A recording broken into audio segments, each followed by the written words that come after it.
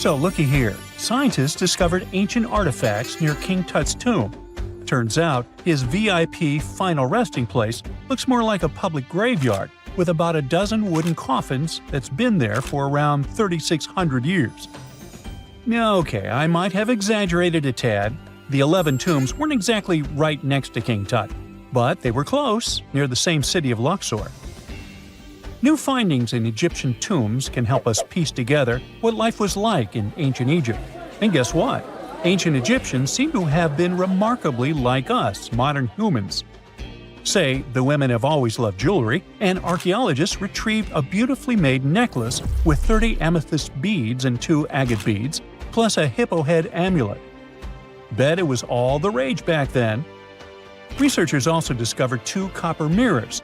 One had a handle shaped like a lotus, and the other was decorated with Hathor, the ancient Egyptian deity of the sky, women, fertility, and love.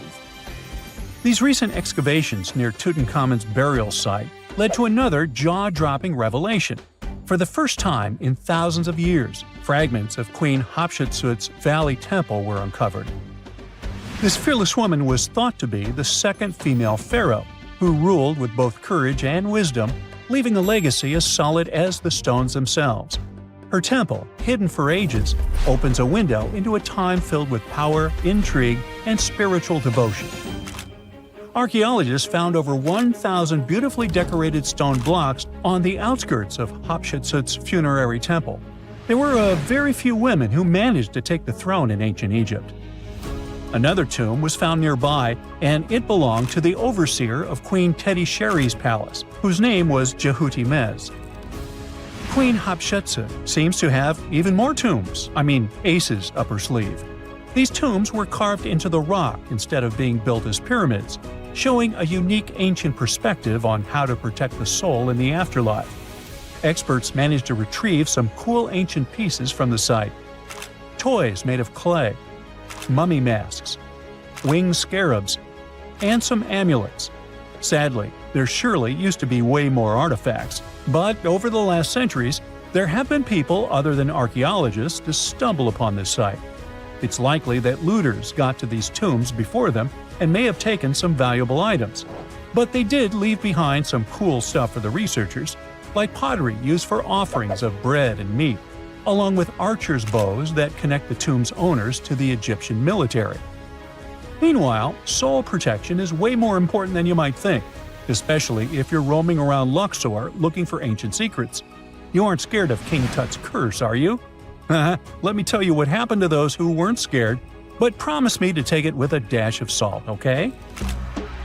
For years, Egyptologists, especially those who believed in paranormal activity, were convinced that there was an unsettling curse surrounding Tutankhamun's archaeological discoveries. This belief stemmed from the mysterious and untimely demise of several excavators who discovered the tomb in 1922 with no logical explanation for why they passed away. It was just easier to chalk it up to something supernatural and avoid the whole mess. But it turns out it wasn't a curse at all. It was likely the radiation that caused those excavators to perish. Now, you might wonder where the radiation came from. After all, while radioactivity was discovered in the 19th century, ancient Egyptians, despite their impressive pyramids, didn't have any radium lying around to make Tut's tomb glow like crazy. So, what could be the real story? It might have been toxic waste behind it all. Toxic levels of radiation from uranium and hazardous waste have been lurking inside the tomb since it was sealed over 3,000 years ago. The burial chamber of Tutankhamun's tomb reportedly has such high radiation levels that anyone who steps inside could easily end up with a fatal dose of radiation sickness or an incurable condition.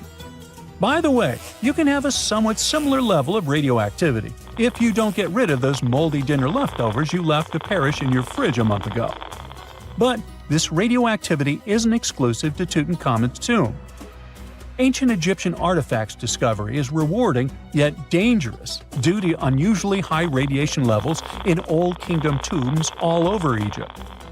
Geiger counters have detected radiation at 2 sites near the Giza pyramids, and radon, a radioactive gas, has been found in several underground tombs in Saqqara.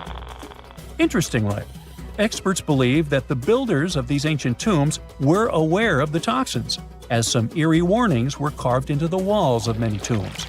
One inscription ominously declared, "They that break this tomb shall meet their end by a malady that no doctor can diagnose."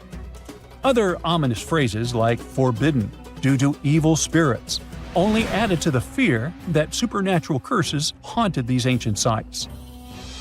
Ominous signs have stunned archaeologists since forever, but the fear grew even stronger a century ago with the mysterious passing of Lord Carnarvon, who funded King Tut's excavation in 1922 and reportedly explored the treasure-filled rooms, along with several others who entered the tomb. Arthur Weigall, another British Egyptologist who was present at the tomb's opening and is credited with starting the curse myth, passed away young when he was just in his 50s in 1934. Chances are the condition that made him pass was connected to radiation. In total, 6 out of the 26 people who were there when the tomb was opened met their end within a decade from various causes. Not only X-ray exposure, those reasons include asphyxia, stroke, heart failure, pneumonia, and even poisoning. Well, isn't this getting a little grim? There was one guy who opened the tomb and somehow managed to avoid the infamous curse, Howard Carter, or so it seemed. Some folks pointed to his survival as proof that the curse wasn't real. After digging up the tomb, Carter published several books on the topic and shifted gears from archaeology to dealing in antiquities for various museums. Despite dodging demise or injury, rumors swirled about how the curse may have impacted him in other ways. One of the big stories linked him to Lord Carnarvon's daughter, Evelyn. Some said he was madly in love with her, but she married someone else, so he chose to stay single. Others claimed they had an affair while she was in Egypt, which ended when her father passed away and she left the country for good. However, there wasn't much evidence to support these stories. Evelyn was just 6 when they met, and they remained friends until his last breath. She was even one of the few attendees at his funeral, but denied any romantic involvement, saying they weren't that close. A year after the revolutionary discovery near King Tut's tomb, Evelyn married politician Sir Brograve Beauchamp and had a daughter. That same year, Beauchamp toured the tomb with his parents, guided by Carter himself. Carter never married and, aside from those posthumous rumors about Evelyn, had no other romantic connections. While the curse adds an intriguing twist to his life story, his tendency to keep relationships at arm's length was evident long before the tomb was opened. It seemed Carter just wasn't a people person. In 1939, after battling a serious illness, he ultimately succumbed to fate. He was 64, which was a pretty common life expectancy in the UK back then, so no one really thought it was off and linked it to an ancient curse. When he passed, it turned out he had several artifacts from Tutankhamun's tomb in his London apartment, which were eventually sent back to Egypt, marking what some viewed as the curse's end. Who knows? Maybe if he hadn't had all those ancient souvenirs at his place, he would have lived way longer. But all the other demises might seem off. The curse theory was likely fueled by some strange events during the excavation. Carnarvon got a mosquito bite that became severely infected, and around the time they opened the tomb, Cairo experienced a bizarre power outage and a freak sandstorm. Back in England, the Earl's dog, Susie, managed to escape from Carnarvon's house and began barking frantically at seemingly nothing. At least that's what the staff and family saw. Strangely enough, at the very moment her owner's heart stopped, Susie started howling and fell down without showing any signs of life. Maybe radiation didn't play a crucial role after all, and those were indeed ancient artifacts from King Tut's tomb that made them all perish. Spooky, huh? We all know some iconic symbols. The Statue of Liberty screams USA. The Eiffel Tower represents Paris. And this mask? Undoubtedly, it's Tutankhamun's, right? Sometimes it feels like historians have squeezed every last drop out of the King Tut story. But guess what? The most obvious details often slip right under our noses. Like the fact that this famous mask didn't actually belong to him, nor was it ever meant for him. Stick with me for the details. Can we get a close-up of that mask? Thanks. See those holes? Yep, they're for earrings. And no, it's not that they had anything against jewelry, but back in ancient Egypt, earrings were typically worn by high-status women or kids. Now, if you know your history, you might say, but Tut was a boy king, wasn't he? You're spot on. He began his reign at just 9 years old. Sadly, that didn't last long as he passed away at a very young age. So when he was 9, he might have worn earrings, but he probably took them off when he hit that no earrings age. Sounds reasonable, right? Actually, not quite. That would have been pretty strange since nobody expected him to pass away young. Certainly not at 9. So no one was preparing a kid's mask for a burial. It's this untimely demise that suggests that the mask used was simply the best option available when Tut passed away. There are more clues pointing to the idea that the mask was found in a hurry. Let's think about this. Even though Tut was mummified and his body could wait a bit, his loved ones wanted him to reach the afterlife ASAP. Some experts even believe the paint in the tomb was still wet when it was sealed. But look at his mask. It's a masterpiece. There's no way it was made in a rush. It's way more elaborate than other simpler cartonnage pieces. The renowned mask of King Tut stands 21 inches tall, adorned with precious stones, and features a golden beard that weighs 5.5 pounds, making the entire mask 22.5 pounds. Okay, I'm a bit confused here. So it seems like it was probably a kid's mask, but it had a beard? I've never seen a 9-year-old with a goatee, and I'm guessing you haven't either. Just think about it. A grown man's face compared to a kid's face. Fun fact for you, our faces pretty much stopped growing at the age of 16, so by 19, Tut would have definitely had the face of an adult man. Can you imagine trying to fit a relatively small kid's mask on a grown man? That would have been super embarrassing, and no one would have let that happen. Right, let's dismiss the kids theory. Now, the second option, if you remember, is that the mask could have originally belonged to a woman. This is where the beard theory comes into play. Some researchers believe the beard might have been added later on. Here's another twist. What if the mask was actually made for Nefertiti herself, who ended up maskless? In this case, there are two discoveries. Two birds with one stone.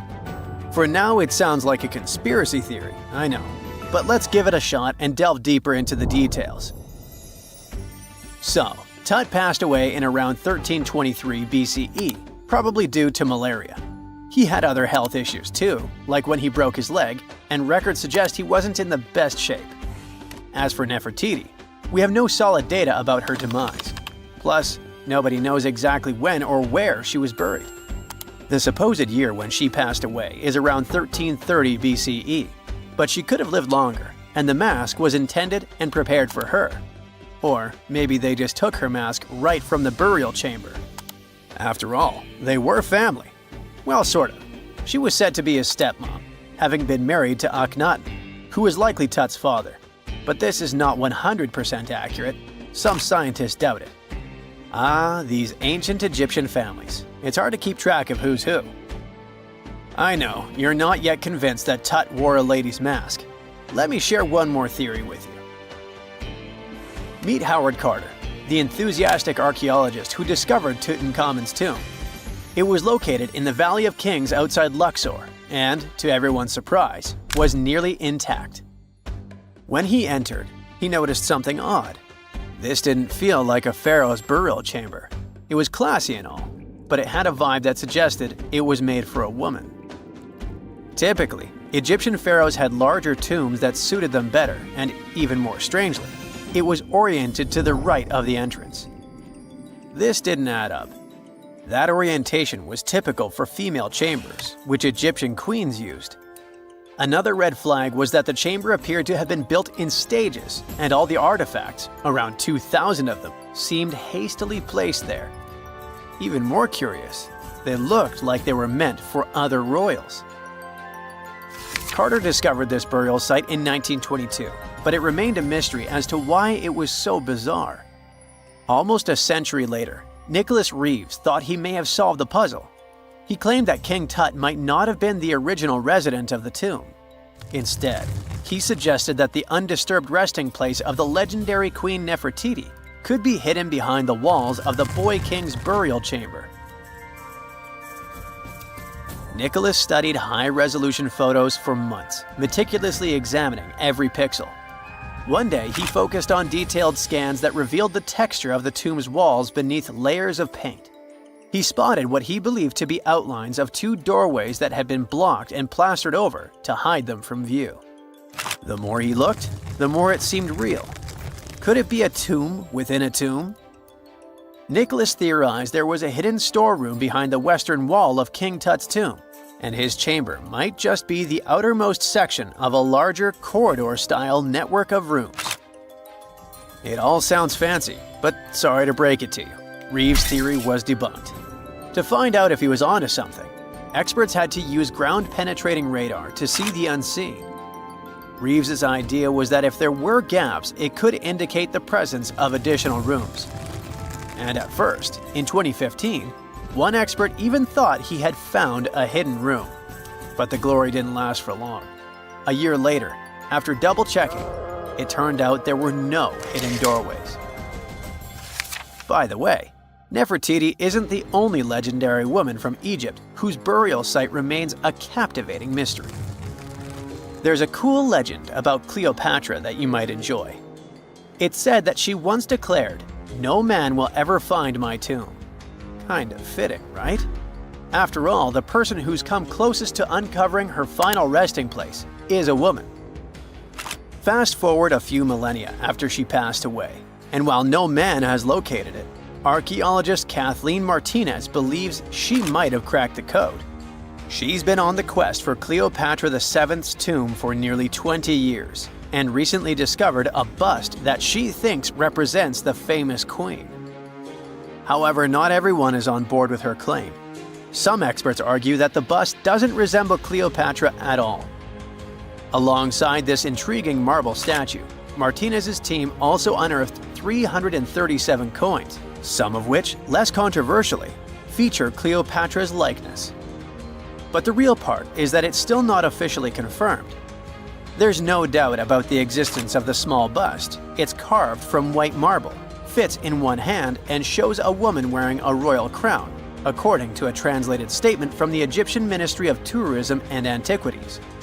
The big question, though, is who it actually depicts.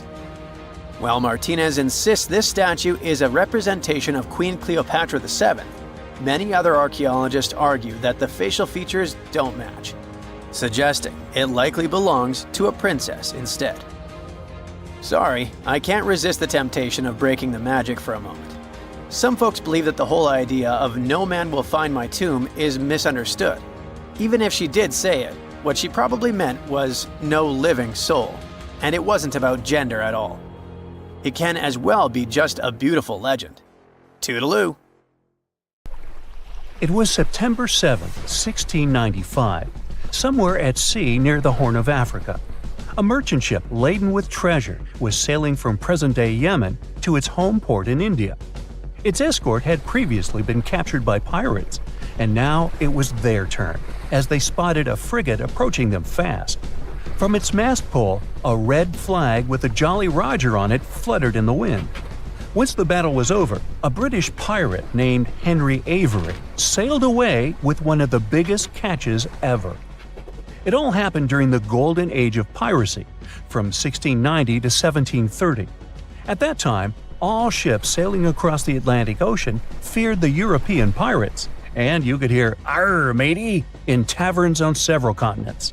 From the coast of North America all the way to South America, they would engage merchant vessels and steal their cargo. The Caribbean was a real hotspot for piracy. Do the names Blackbeard and Captain Kidd sound familiar to you? Or is it just me who read too many pirate stories? Anyway, as the 17th century drew to a close, the thirst for wealth made some pirates sail down the eastern coast of Africa and into the Indian Ocean. This is how Avery ended up so far in the east, but he was not the only European to sail in that direction. At the time, the Indian Ocean was teeming with merchant ships, as convoys transported luxury goods or pilgrims from Mecca in the Arabian Peninsula to the Mughal Empire in what is today India. The rich cargo included silk, spices, incense, and perfumes. In addition to these goods, the East India Company transported everything from cash to jewels on behalf of several European empires, such as England, Netherlands, and France. Sounds pretty much like any pirate's dream, doesn't it? The most attractive targets were ships that belonged to the Mughal emperor, whose impressive realm covered nearly the entire Indian subcontinent. Back in the Caribbean, cloth, timber, and spirits were the most common types of cargo. It didn't seem good enough to the most ambitious pirates. They set their minds on more luxurious catch: gold, gems, and silver they could get in the Indian Ocean. Adam Baldridge, who was a wanted man in British-ruled Jamaica because he took a man's life, was among the first to arrive. Through not-so-honest means, in 1691, he managed to establish a safe haven for pirates on St. Mary's Island, near the remote northern coast of Madagascar, 250 miles off the African mainland. The place sat close to major shipping routes between Europe and Asia. Talk about an ideal location. The pirates made sure to fortify the island. As you can guess, they didn't like unexpected guests and enjoyed staying there, having fun in safety. A Frenchman, Olivier Levasseur, and his English colleague, John Taylor, were among the most successful of those islanders. In 1721, they easily captured a Portuguese treasure ship. It didn't go so smoothly, though. A serious storm damaged the ship, so they had to dock at the island of Reunion for repairs. There were important individuals aboard, such as the Viceroy of Portuguese India and the Bishop of Goa. But the loot was the pirate duo's biggest feat. Cash, diamonds, and porcelain worth hundreds of millions of US dollars in today's money. The catch was so enormous that the pirates didn't even bother to rob the rich passengers. But even this heist couldn't overshadow what Henry Ivory had achieved 26 years earlier. We don't know a lot about the life of this Englishman, except that he was born in Plymouth and that he served in the Merchant Marine. In 1694, Ivory became the first mate aboard Charles II, a privateering ship hired by the Spanish crown. Such ships were privately owned and engaged by nations during major conflicts with other nations. Ivory's ship had an important mission of tracking French smugglers in the Caribbean, but soon the tables would turn. Ivory was good with words and led a successful mutiny in 1694. After he left the unfortunate captain ashore and renamed the ship Fancy, the new captain set sail for Madagascar.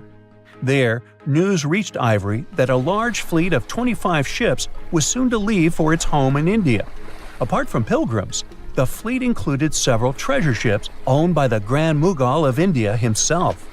Ivory didn't waste time and assembled an armada of 6 ships to go after the Mughal convoy. As soon as they spotted the fleet, the pirates started a chase. They managed to board an escort vessel, stealing gold and silver worth more than $17 million in today's money. And if that wasn't enough, Ivory and his men went after the flagship named Ganjai Savai. It was the biggest ship in all of India at the time that could protect itself better than the whole fleet combined. The pirates got lucky, as one of their volleys cut the main mast of the Indian ship in half, and there was more serious damage to it. Ivory brought his ship alongside the crippled Mughal ship, and his men boarded the vessel. Indian sailors showed some impressive resistance, even though their captain had abandoned them. Ivory's men won in the end, and they got one of the richest pirate catches ever. They filled their chests with hundreds of thousands of pounds in jewels, gold, and silver. After it, the pirates set course for the Bahamas and used their enormous wealth to convince the local ruler to let them come ashore. Their most prized possession, their ship, the Fancy, was included in that deal. Once the news of the heist reached the Emperor of India, a huge diplomatic scandal broke out. The Grand Mogul was enraged and accused the East India Company of plotting against him, arresting several of their high-ranking officials. The company feared that the Indian leader would cancel their valuable trade agreements, so they decided to do something nice for him and bring to justice the pirates responsible for the theft. Together with British ships equipped for search at sea, they launched one of the first truly international pursuit of ivory and his shipmates, promising a reward to whoever captured him. The pursuit was only partially successful, as they only managed to catch and trial several pirates. Most of them scattered across Europe and the Americas, keeping their share of the wealth. Ivory earned himself the nickname the King of Pirates because of his adventure in the Indian Ocean. Historians believe he escaped to Ireland with his share of the loot using a false name, George Washington. No, I made that up. Piracy was a risky trade, and not all European fortune seekers were successful in the East. Take Dutch pirate Dirk Schijvers, who entrapped 4 ships in the Indian port of Calicut. He demanded money from the local Indian authorities and the East India Company, but they offered him only half of the requested sum. Finally, they settled on a different amount. When it didn't arrive, Schijvers set another ship ablaze. By this point, both the British and the Indians had had enough, and they hired 10 Indian pirate ships to drive Schijvers away, which they succeeded in doing. The pirate captain was forced to return for repairs to St. Mary's Island empty-handed. Oh well. The end of the 18th century and an increased European presence in the region brought about the end of the golden age of piracy. As the British authorities increased raids on pirate strongholds, the number of pirates decreased significantly. In 1692, a huge earthquake that was followed by a tsunami erased a well-known pirate haven from the map, Port Royal in Jamaica. But piracy in the Indian Ocean never fully disappeared. Modern pirates might not have an eye patch or a parrot on their shoulder, but they mean business just as the pirates from the past. The Strait of Malacca connects the Indian Ocean to the Pacific, and today, around 40% of world trade takes place through it. Despite this fact, piracy was alive and well here even in the 21st century. The national authorities of Malaysia and Indonesia, 2 countries the strait separates, were finally able to curb piracy only in 2016. No, it's not a romantic story at all. Hobbits might actually exist in real life, but these tiny people don't live in cozy, round homes built into hills like in The Lord of the Rings. They're probably on an isolated island in Indonesia, climbing mountains and hiding in dense forests. Hold up, are they even human? Well, the place we're talking about is the island of Flores, a paradise-like spot in the Indian Ocean. Today, it's famous for being home to the Komodo dragon, the largest lizard in the world.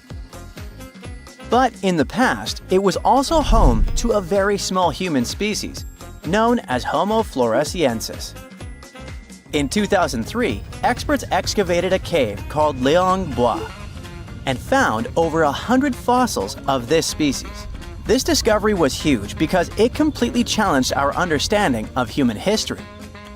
I mean, previously, most experts thought that Homo sapiens, aka our species, were the only ones that had managed to travel beyond the Southeast Asian mainland towards New Guinea and Australia. But if that's true, how did these ancestors get to Flores Island? Before you answer by boat, let me just say that it's very unlikely that an ancient human species could have created vessels strong and big enough to cross the ocean. Maybe they swam there or even teleported. Jokes aside, the truth is we still don't know exactly how or when Homo floresiensis ended up over there. A recent study suggests they might have descended from Homo erectus, one of the first human-like species we know of.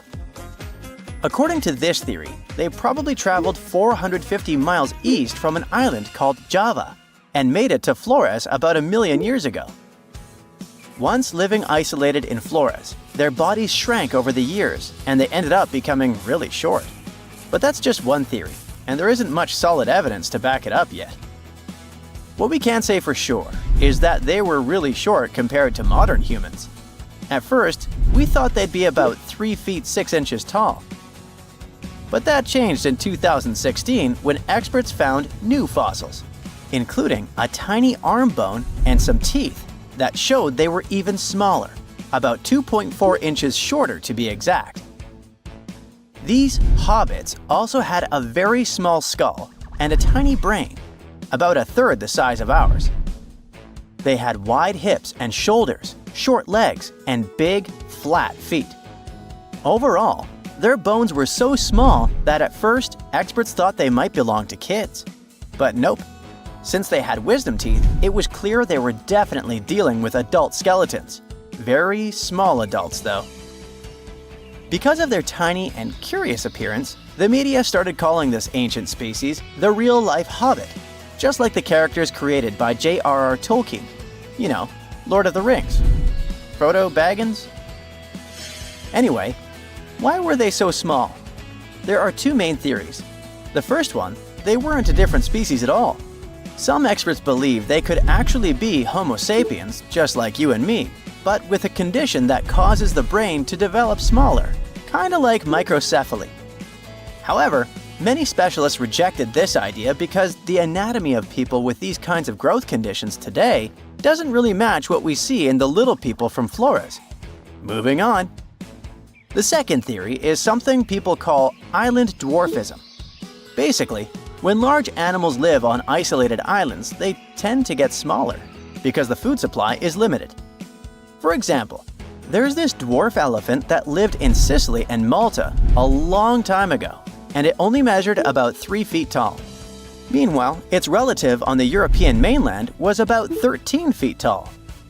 With a pocket-sized body, these animals need less food, which means they have a better chance of surviving on an island.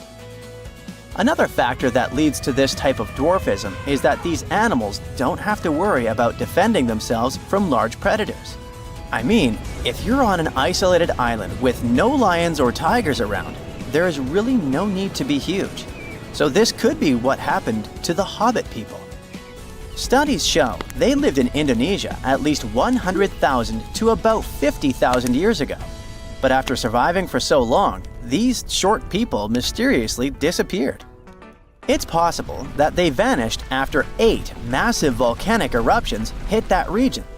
This idea came up after researchers found a thick layer of volcanic ash right above where the fossils were first found. Even with this evidence, no one can say for sure if the eruptions were the reason for their disappearance. And recently, an anthropologist questioned this theory by saying they might still be alive today. Wait, what? It sounds crazy, but he actually talked to dozens of local people who believe they've seen a tiny hobbit-like man in the flesh on the remote island of Flores.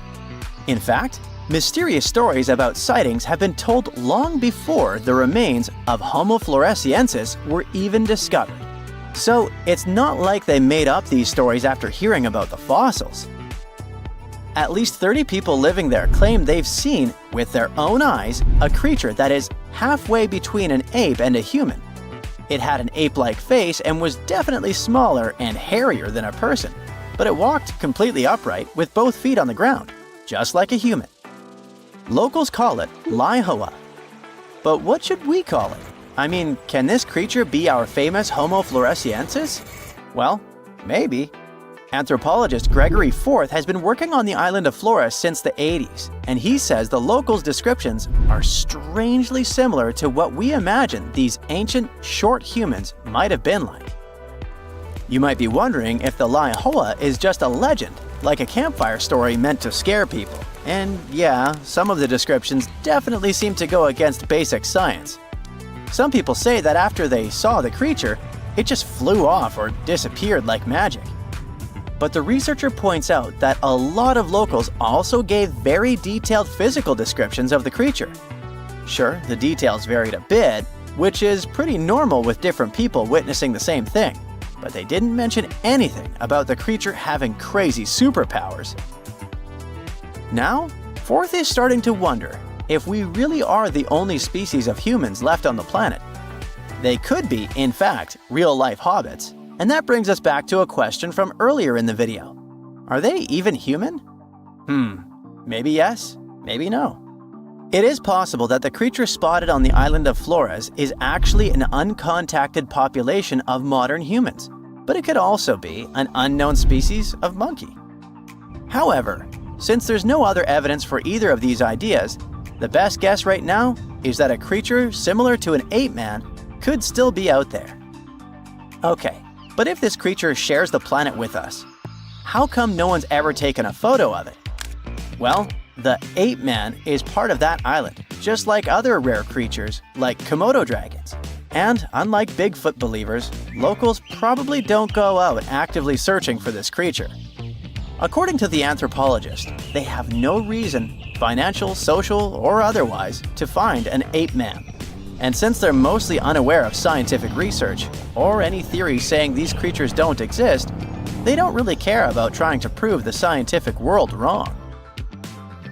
Forth wrapped up his research in 2018, but the anthropologist says that since then, other people have seen the strange creature walking around the island of Flores. 2 young guys from the UK went there, mostly for a snorkeling trip. But at some point, they hiked up a mountain and saw something that really looked like the ape man. So, who knows? Maybe you'll also get a chance to see the real hobbit when you visit Indonesia. In 1975 in Puerto Rico, a farmer saw most of his goats lying lifeless on the ground. He got closer and saw that the animals were stiff and had 2 puncture marks on their necks. Goats were not the only animals that were hurt. Many pigs, cows, and geese lost their lives too. They all had the same distinctive bite marks on their necks, and all had been drained of their vital fluids. The locals immediately jumped to conclusions and blamed dogs, and the authorities didn't bother to do a better investigation and just said dogs had done it without looking for any proof. A couple of days later, though, many more animals were found deceased. Among them was a cow that had literally been opened, and it had a lot of scratches on its head. The farmer next door reported that his chickens had been destroyed by something. In just a few weeks, the creature took the lives of 90 farm animals. After some time, another farmer said that 10 of his goats had been drained, 7 had been hurt, and 11 were missing. This time, the authorities didn't waste any time and started the monster hunt, but they had no luck finding the culprit. The incident was all over the local newspaper, and the beast was named the Vampire of Mocha.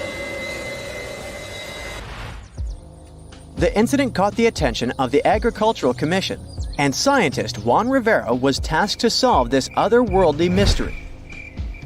His first suspect was a Puerto Rican boa. This non-venomous snake can grow to be a little over 6 feet.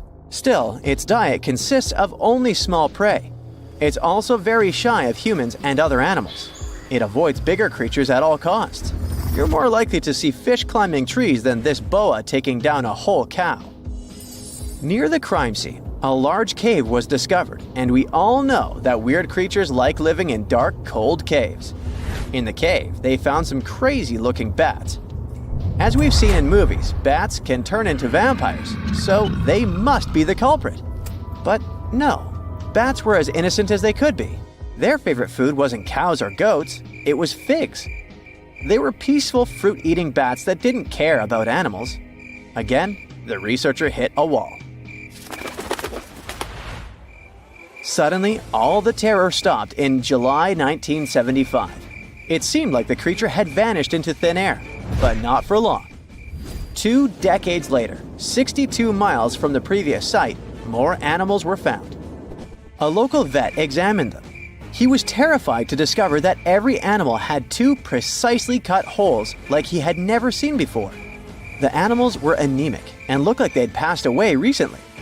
By the looks of it, the creature's favorite food was goats, and that's how it got the infamous name we all heard of, chupacabra, which means the goat sucker. Dogs, chickens, rabbits, and other animals were not off the menu. In short time, the chupacabra took 1,000 farm animals. Now, this animal had a name, but people still had zero idea about what the chupacabra looked like, which was terrifying. In Canovanas, Madeline and her mother reported seeing a weird creature that could have been the chupacabra. They said it had been walking on 2 legs like a human and resembled a kangaroo. They mentioned that the monster also had spikes on the back, no ears, large dark eyes, and 2 holes for a nose. It had 2 arms with 3 fingers. The chupacabra seemed to like Madeline's house because her husband and his coworker found it in the garage. They tried to capture it, but didn't succeed. Madeline later drew a detailed sketch of it. Many people saw the sketch and reported seeing a similar creature. They claimed it had strong legs and wings and smelled like sulfur. Take all these descriptions with a grain of salt. If they'd been true, they would have been all over the news.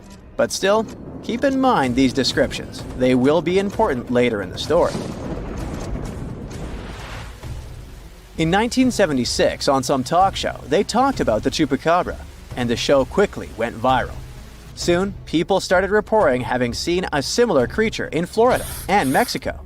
Many said that the stories were like a unicorn rodeo. They were totally made up. In Mexico, two skeptical inquiries, Patricia and Mario, laid traps around those farms where the chupacabra had allegedly been seen. They caught some animals in their traps, but no sign of the goat sucker. They only captured wild dogs.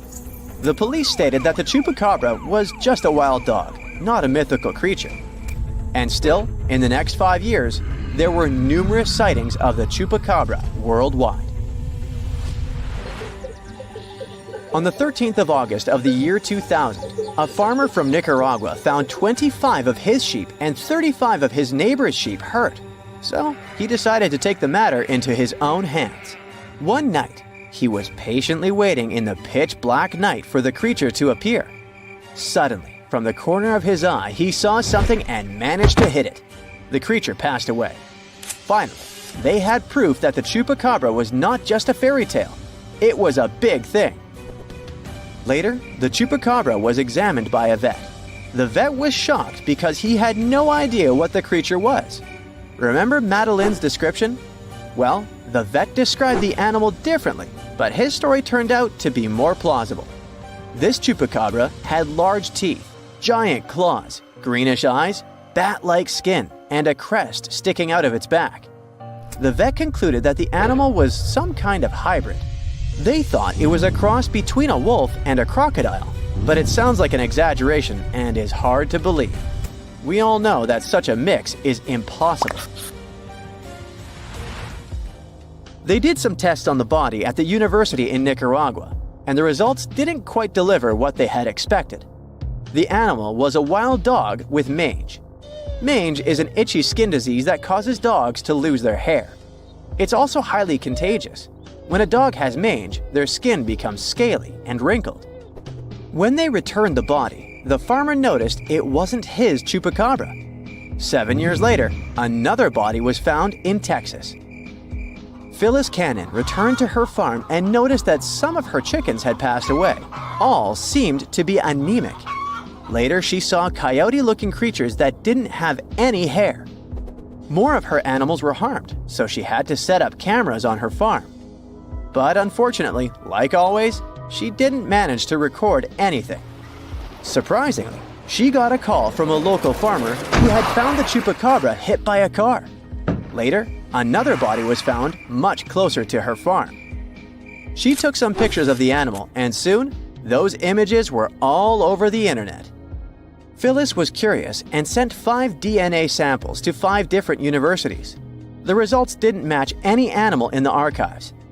Researchers had no idea what it was, but it wasn't a dog. Phyllis still has one animal in her freezer and a taxidermied specimen in her house. There are many theories about the chupacabra. Some claim that the animal is a genetically modified monkey that escaped the lab.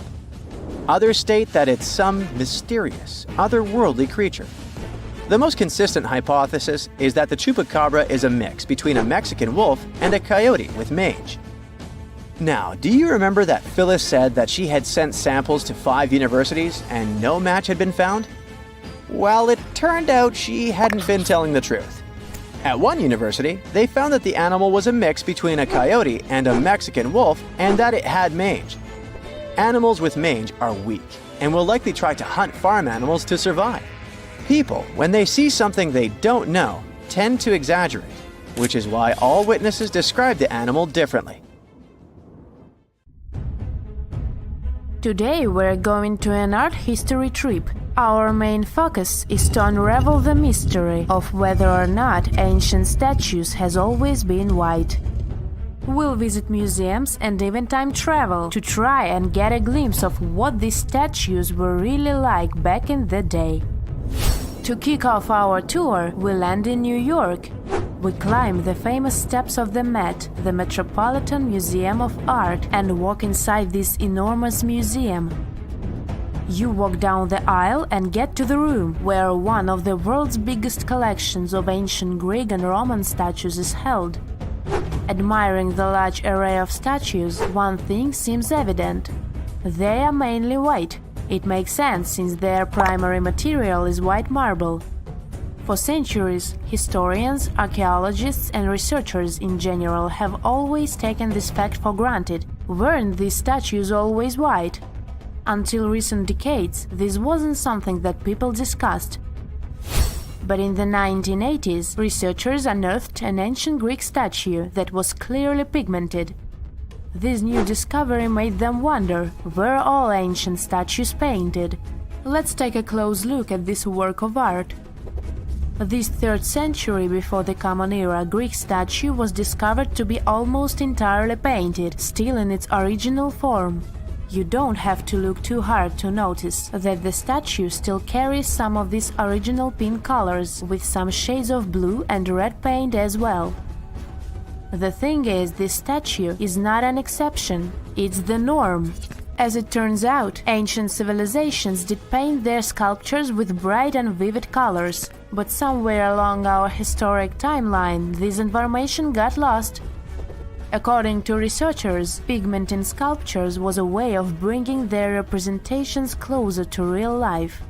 We live in bright colors, so art might as well reflect that, right? Right! So let's take a few steps back to understand what happened. So why are our museum's galleries filled with white statues as far as the eye could see? You might have heard of Michelangelo. It's a famous Italian sculptor who carved the iconic David and painted the ceiling of the Sistine Chapel. Michelangelo was one of the most emblematic painters of the Renaissance. The Renaissance was a historical period when European artists, philosophers, and scientists developed a renewed interest in the creations of ancient Greece and Rome. Artists like Michelangelo studied a series of Roman sculptures, like this one, the Laocoon and his sons. They fell in love with their lifelike figures and pristine white marble. The one thing they didn't know, and didn't have the technology to know, was if the colored pigments from those sculptures had faded. After all, they were found after years of being buried or left in the open air. It's speculated that this statue, the Laocoon, had colored snakes and mantles, for example. When the Renaissance artists set out to pay homage to ancient artists, they left their masterpieces bare too. They carved directly onto the marble and left them white, without pigmentation. Probably because that's the way they thought things were done in the old days. The works of Michelangelo and his peers influenced a whole generation of sculptors after that. So this way of doing art traveled to modern times without much questioning. However, evidence of color pigments in ancient statues is abundant. Some researchers show that scholars have known for at least a century that ancient sculptures weren't originally all white. Other studies suggest that this discovery might have happened even earlier. In early 1980s, archaeologist Vincent Brinkman made a huge discovery. During his time as a student at the Ludwig Maximilian University in Munich, he developed a technology that was able to detect polychromy in ancient samples of Greek statues. Polychromy is an art of painting in several colors. Anyways, he was taken aback by his discovery and confused as to why and how other researchers and archaeologists weren't talking about this. As it happens, the first discovery that ancient statues weren't all that white happened a long time ago, way before Vincent was born. It happened during the unearthing of Pompeii back in the 1700s. As you may know, the city of Pompeii in southern Italy was completely covered with lava after the sudden eruption of Mount Vesuvius. The city was destroyed, but the clouds of ashes that arose from the lava managed to preserve a lot of the city's structure through time. Thankfully for art historians and archaeologists, Pompeii became a digging ground for understanding ancient Rome. Researchers found several conserved frescoes that depicted scenes of daily Roman life. In one of these paintings, an artist is seen painting a sculpture. This fact was recorded by a very famous art historian known as Johann Joachim Winckelmann. He is also considered the father of art history. Now let's take a closer look at another famous statue.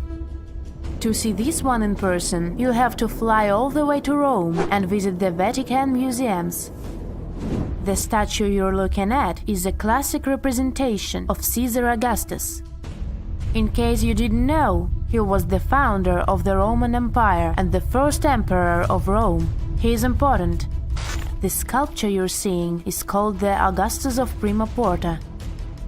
You may have seen this before, probably in a history textbook. The thing is, it's always depicted in its white marble form. But according to an archaeological finding from the 1860s, the original statue was way much more colorful than that. According to archaeologists, the statue of Augustus de Prima Porta has a crimson tunic, yellow armor, and a purple mantle.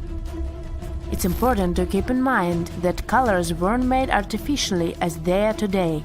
Artists could only produce color from natural resources, so purple, for example, was an extremely difficult color to make. Back in the day, they derived purple from the mucus of a rare species of snail, meaning that anyone who used the color purple to pigment their art and clothes was powerful and wealthy. Well, this looked like enough proof for me that ancient statues weren't always white. But as we can judge by the look of our modern museums, there didn't seem to exist enough interest in the art community to further explore polychromy on the ancient statues. But remember that archaeologist we talked about, Brinkmann? Well, he has been collecting data on polychromy since the 1980s. At a certain point, he even began making colored replicas of such statues. The technology used is far from simple. To reconstitute these ancient works of art, Brinkmann makes a 3D plaster copy of them. Then he paints them by hand with the help of his wife. To find out which color were used in the original sculptures, Brinkmann uses UV light. Certain pigments glow under UV light, exposing traces that would otherwise be invisible. Take this colorful archer as an example. Look at these colors. This piece is the reconstruction of a marble archer in the costume of a horseman. To accurately depict the archer, restorers had to research a lot about the history of the region where the art piece was originally found, since colors have a cultural meaning. That, together with UV technology, allowed for the reconstruction you can now see. It seems very far from the idea we have of what the Greeks would make, but this is supposed to look exactly like the original one. According to Brinkmann, we shouldn't be so surprised that ancient Western civilizations used bright colors to depict their realities. After all, the Romans and Greeks were heavily inspired by the works of art of Egyptian civilization, Old Mesopotamia, and Asia. For example, if you look at the famous Egyptian Sphinx, you might be led to believe that it always looked that way, but that wasn't at all the case. Modern studies and virtual reconstructions of the monument show us that the monument was very colorful. The body of the statue is believed to have been painted terracotta, while the regal headdress that circles the head is meant to have been golden blue. All of these were considered important colors in Egyptian times, and it was only suitable to use them to depict a pharaoh. And we love the thrill and fun we get from the games like Monopoly and Taboo. But what did people play hundreds of years ago? Surprisingly, some of these games are still played today, and you can buy their replicas. Let me know which is your favorite at the end of the video. Let's start with one of the oldest board games in the world, the royal game of Ur. Also called the game of 20 squares, was invented around 4,600 years ago in ancient Mesopotamia. The game was rediscovered when the excavations started in the 1920s in the Royal Cemetery of Ur in modern-day Iraq. The game wasn't only played by royals. People from all social classes enjoyed this two-player strategy race game. It was popular all over the Middle East, but its fame reached other places, like Sri Lanka. Okay, Brightside, tell me how this game is played. It's similar to backgammon. People competed to get all their pieces from one part of the board to the other. To win this board game, you need to have a strategy, but also you needed luck. Besides entertainment, this game had a special importance regarding fortune-telling. The events in the game were believed to mirror the player's future. According to this belief, the game transferred messages from deities or supernatural beings through the moves in the central squares. How come people stopped playing this game? Well, the game evolved with time, and then it was replaced with other board games. Senet is a board game from ancient Egypt, dating to around 3100 BCE. The objective of the game is to take all of your pieces off the board. You get 4 or 5 colored pieces. Then you use Senet sticks as dice. Players take turns. There are special rules on how and when you can move your pieces. For example, if you throw the sticks and get one face-up stick, you can move one space, but also get an extra turn. Archaeologists discovered Senet boxes in the ancient Egyptians' tombs. The Egyptians believed in an afterlife, and the word Senet means passing. That's why the game was also associated with the journey to the other side. So it was more than a game, sort of a symbol for the struggle to reach eternity. The game was played and admired by Tutankhamun and Queen Nefertari. It's no secret that the ancient Egyptians loved parties. If you'd been invited to a feast held by a person from the upper class, you would have seen musicians, jugglers, and wrestlers waiting to entertain you. You would have probably spotted some people playing Senet too. On the original board, you would have seen squares decorated with hieroglyphs representing additional rules of the game. Some models in our modern-day replicas also have such hieroglyphs. So far, we've looked at 2-player games. Now, let's look at a fun 4-player game. Mahjong originated in the Qing dynasty in China. But the world record for the longest game, which was set in 2012 when the game was played for 33 hours, doesn't belong to the Chinese. But the biggest Mahjong party did happen in China. 2,380 people were playing the game at the same time. In this game, the player's goal is to form melds with tiles to get points. The highest scored player will be the winner.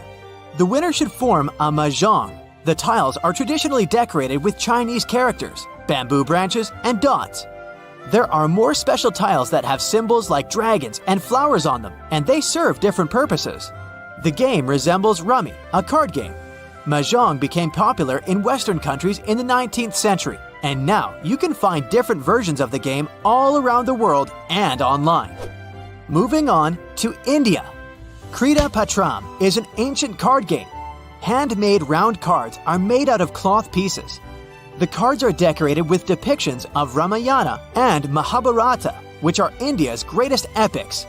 So much so that they influenced the way of thinking and the belief system in the region. The game was played in the royal courts, but later it's believed to have been played by people from other social classes too. Before the game starts, a player assembles the cards into a deck and shuffles them to randomize the order. Let's return to ancient Egypt, but this time we'll have a look at a game that can be played by up to 6 people. Mehen got its name from a serpentine deity. It was played roughly between 3100 BCE and 2300 BCE. It's a board game in the shape of a coiled snake. The snake's body is divided into small rectangular zones. And yes, it's a snake game, but not similar to the one on old Nokia phones. Egyptologists say that this game is kind of a mystery because the rules and scoring system of Mehen is unknown. What they do know is that the game was played with sphere-shaped tokens. The players started the game from the tail and headed towards the head of the serpent, which was in the middle. The players had to race to get to the center. Additional lion-shaped gaming pieces added a little spice to the competition. The players had to strategically maneuver their pawns to special formations called blockades. There were some opportunities along the way for players to speed up the process through slides and jumps. This game had something in common with Senet, the other Egyptian game we've spoken about. Here too, the players had sticks to throw on the table, but instead of 2 colors, they had flat and round sides. Ludus Latroncalorum, aka Latrones, is a two-player board game from the Roman Empire. The aim of the game is to test the military prowess of the players. It's played on grids. The precise rules of the game remain a mystery, though many scholars have worked on several reconstructions of Latrones. Among multiple interpretations of the rules, one explanation is widely accepted. It suggests that players moved pieces in all directions, aiming to surround and isolate the opponent's pieces with their own. Captured tokens were then moved away from the board. This game resembles chess or droughts in terms of the rules, but this one is more about military tactics. Luckily, the famous Roman poet Ovid mentioned this game in his poems, and we learned some of the rules thanks to his poems. I guess Ovid was a fan of game nights. I'd love to see what a game night looked like back then. Another strategy game from the Roman Empire is Nine Men's Morris. This long-forgotten board game was rediscovered in 2018 during excavations. It originated in 1400 BCE. In this game, rivals control their armies that consist of 9 men. Each piece represents different qualities on the grid-like playing field. If your opponent cannot form a mill or lose all their pieces but 2, then you become the winner. In Norway, France, Germany, and many other countries, especially in medieval Europe, there were different variations of Nine Men's Morris. Interestingly, Shakespeare mentioned it in his famous comedy, A Midsummer Night's Dream. The next game is Wari. It's also known as Mancala. It became popular in West Africa and then spread to the rest of the world. Here, two players want to beat each other by planning their moves. This game requires mental skills and lots of practice. In other words, wearing your lucky t-shirt won't help you win the game. Each player has 6 holes filled with seeds and a bank to collect the seeds. As a player, you want to get the seeds of your opponent. There are detailed rules for how you can collect the seeds, of course. You can play this game at home. Instead of seeds, you can use any small objects, like pebbles, marbles, or even M&Ms. Do you think these games will still be around 1,000 years from now? Chess, for instance, has made it this far, and it doesn't seem to be going anywhere. It happened 66 million years ago. Hey, it could have been September. A massive asteroid slammed into Earth, bringing along chaos and devastation. The tragic aftermath of the terrifying collision led to the extinction of dinosaurs. Yes, I'm talking about the Chicxulub asteroid that left a massive crater in Mexico and changed life on Earth forever. And now, it turns out it wasn't the only cosmic rock to hit our planet during that time. Scientists have just confirmed there was another asteroid. This second space rock wasn't as big as Chicxulub, but it still packed a punch. It crashed to the ground off the coast of West Africa, smashing into the ocean and leaving a crater called the Nader crater. And tell you what, it wasn't a small splash. The impact was so powerful, it triggered a whole tsunami. It was more than 2,600 feet high, almost as high as the Burj Khalifa, the tallest man-made structure in the world. But how did we come to the conclusion that there was a second impact? Well, this researcher spotted the Nader crater in 2022. Dr. Nicholson was looking for some high-tech scans of the ocean floor when he noticed a massive 5.5-mile-wide depression under almost 1,000 feet of water. Well, he thought it could be an asteroid impact crater, but at the time, the evidence he had wasn't solid. But now, scientists have confirmed that this is the real deal. A second asteroid did hit Earth during the dinosaur extinction era. Now, let's see how they figured all this out. For one thing, there were those super high-resolution 3D seismic images. They allowed researchers to peel back layers of the ocean floor and get a crystal-clear look at the crater. It was like going from a blurry old ultrasound to the kind of 3D scans where you can see every little feature. Their findings confirm that the crater was left by an asteroid, somewhere between 1,500 to 1,640 feet wide. And it didn't just create a hole in the ground. The impact was so intense that it produced a central peak, formed escalating ridges around the crater, and even left a damage zone that stretched out for thousands of miles. Using those super detailed images, the scientists have managed to reconstruct what happened right after the asteroid hit the surface of our planet. First, it slammed into the ocean, creating an initial bowl-shaped crater. As the shockwave spread, the seabed was shaken so violently that it triggered landslides, and the soft sediment surrounding the crater collapsed inward, creating a noticeable brim. As you already know, the impact also triggered a tsunami, and it was so shockingly powerful that its waves didn't just go outward, they actually turned back towards the crater, leaving huge scars on the ocean floor. And this wasn't just one big wave. No, it was a whole series of them, a train of tsunamis smashing everything in their path.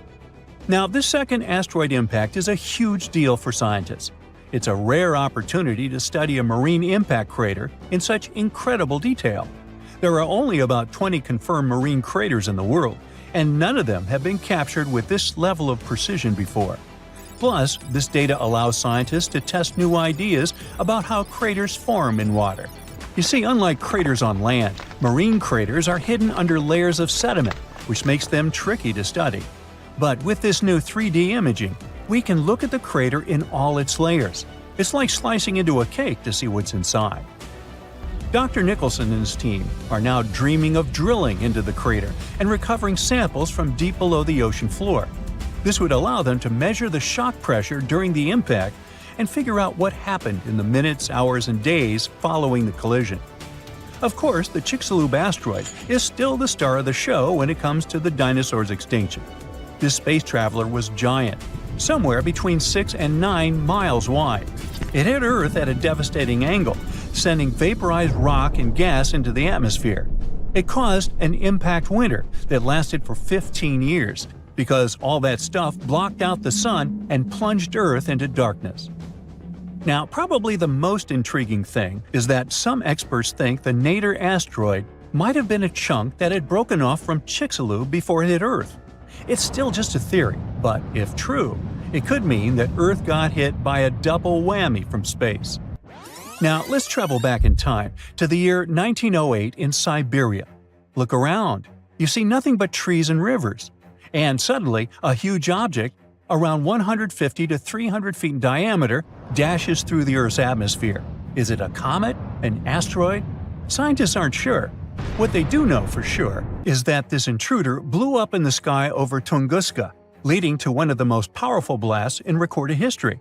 It completely leveled the forest below, knocking out 80 million trees over an area of around 830 square miles. And that's an area larger than that of cities like Los Angeles or New York. The trees were literally flattened, and their trunks were stripped of branches. They were also arranged in a bizarre radial pattern around the epicenter. But what if this explosion had happened over a city? Every single building would have been destroyed, and countless lives would have been lost. Luckily, this disaster occurred in a super remote part of Siberia. The creepiest thing, though?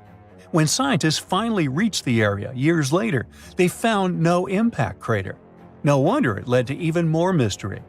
The most logical explanation is that when the object went off in the sky, probably around 3 to 6 miles above the ground, it blew up before it could hit the ground, and still, it didn't stop the blast from leveling an entire forest. Fast forward to 2013 and another mind-blowing event, this time over a much more populated area, the city of Chelyabinsk. It was a regular February morning when an asteroid about 60 feet in diameter entered Earth's atmosphere, lighting up the sky. It was moving at a staggering speed of around 43,000 miles per hour. It blew up in midair, about 18 miles above the city. It was a horrific view, but luckily, the asteroid disintegrated high enough in the atmosphere without hitting the ground. If it had touched down, the city would have been in big trouble, because even though there was no direct impact, the explosion still created a shockwave that tore through the atmosphere, hitting the ground with enough force to shatter windows all over the place. The blast damaged around 7,200 buildings, but fortunately, there were no direct fatalities. Still, it was a major wake-up call. This wasn't just some far-off cosmic event like Tunguska. This asteroid exploded over a modern populated area, and the damage was very real. The good news? Scientists are getting better at spotting such objects before they get too close. Space agencies around the world, like NASA, are tracking near-Earth objects to figure out which ones could pose a risk. But as we can see from these two events, sometimes space rocks can still sneak up on us. And while the chances of a major impact are low, the stakes are really high. At the moment, there's one asteroid that NASA's keeping an eye on. It's called Bennu. and it's about the same size as the Nader impactor. Bennu is considered one of the most hazardous objects in near-Earth orbit. According to NASA, there's a small chance it could hit the Earth between the years 2178 and 2290, and the biggest risk date is September 24, 2182. But don't freak out just yet. The odds of the impact are only 1 in 2,700. But still, it's a reminder that Earth is always in the cosmic firing line. Stonehenge took approximately 20 million man-hours to build. For comparison, an average human doesn't live much over 700,000 hours. This is Jack, one of the first builders of Stonehenge. Let's say Jack lived to be 80 years old, which is extremely improbable, but it makes it easier for me to crunch the numbers, thanks. If Jack had spent his entire life, from age 0 to age 80, working on the Stonehenge project, it would have required approximately 28.5 generations of people doing the same thing to complete it. That's next to impossible. To make it more plausible, let's multiply that by 2. After all, Jack wouldn't want to dedicate his entire life to moving stones, and he didn't live to be that old. Thus, we arrive at around 57 generations needed to build Stonehenge. That's not enough room on the screen for me to introduce John, Jack's great-great-great-great, you get the drift, grandson. So it all began around 5,000 years ago with just a simple circular earthen bank and ditch. Fast forward to around 26,000 BCE, and the builders replaced that initial structure with a complex arrangement of wooden posts and brought in around 80 dolerite bloom stones from Wales, which were rearranged at least 3 times. Then, a few hundred years later, they added those massive sarsen stones, each weighing around 25 tons. These enormous sandstone blocks were transported about 19 miles to create a continuous outer circle, with 5 trilithons, 2 upright stones topped with a lintel, forming a horseshoe shape inside. It was a millennium-long building process that demanded years of hard work. So, people must have lived nearby, right? But how would they have found shelter back then? Today, we have houses for builders on site, small accommodations that serve as temporary housing. But structures like this definitely didn't exist when Stonehenge was constructed, did they? Well, actually, they existed, and some recent archaeological digs near Stonehenge prove it. Archaeologists found this Stone Age eco-home, which is a huge deal since it's one of the earliest settlements in the area. This newly uncovered Mesolithic home dates back to around the year 4300 BCE. Let's take a closer look at this house, shall we? Now, for the walls, people back then used a large fallen tree, its trunk to be more precise. These wooden walls were reinforced with flint, and they even lined the pit left by the uprooted tree with cobblestones. To create the roof, they opted for animal hides, which sounds like a wise choice. They must have provided protection against the unpredictable weather of the British Isles. Now, you might be wondering, the weather in Britain is indeed unpredictable, and it has been that way since time immemorial. So, how did the builders manage throughout most of the year, particularly during the winter months? Well, the answer is simple. There was a hearth on site, which isn't surprising, but the system they employed was quite ingenious. A hearth inside the house would have posed too great a risk, yet bringing hot stones into the dwelling was perfectly safe. While they were hot, they couldn't ignite the building. So they used these stones from the hearth as a heat storage system to keep warm at night. And as a final touch, they even incorporated various stones for decoration. They didn't exactly get a Pinterest house, but it added a touch of elegance for sure. And if you think this discovery is merely about the houses, think again. It significantly changes our understanding of how people lived during that time.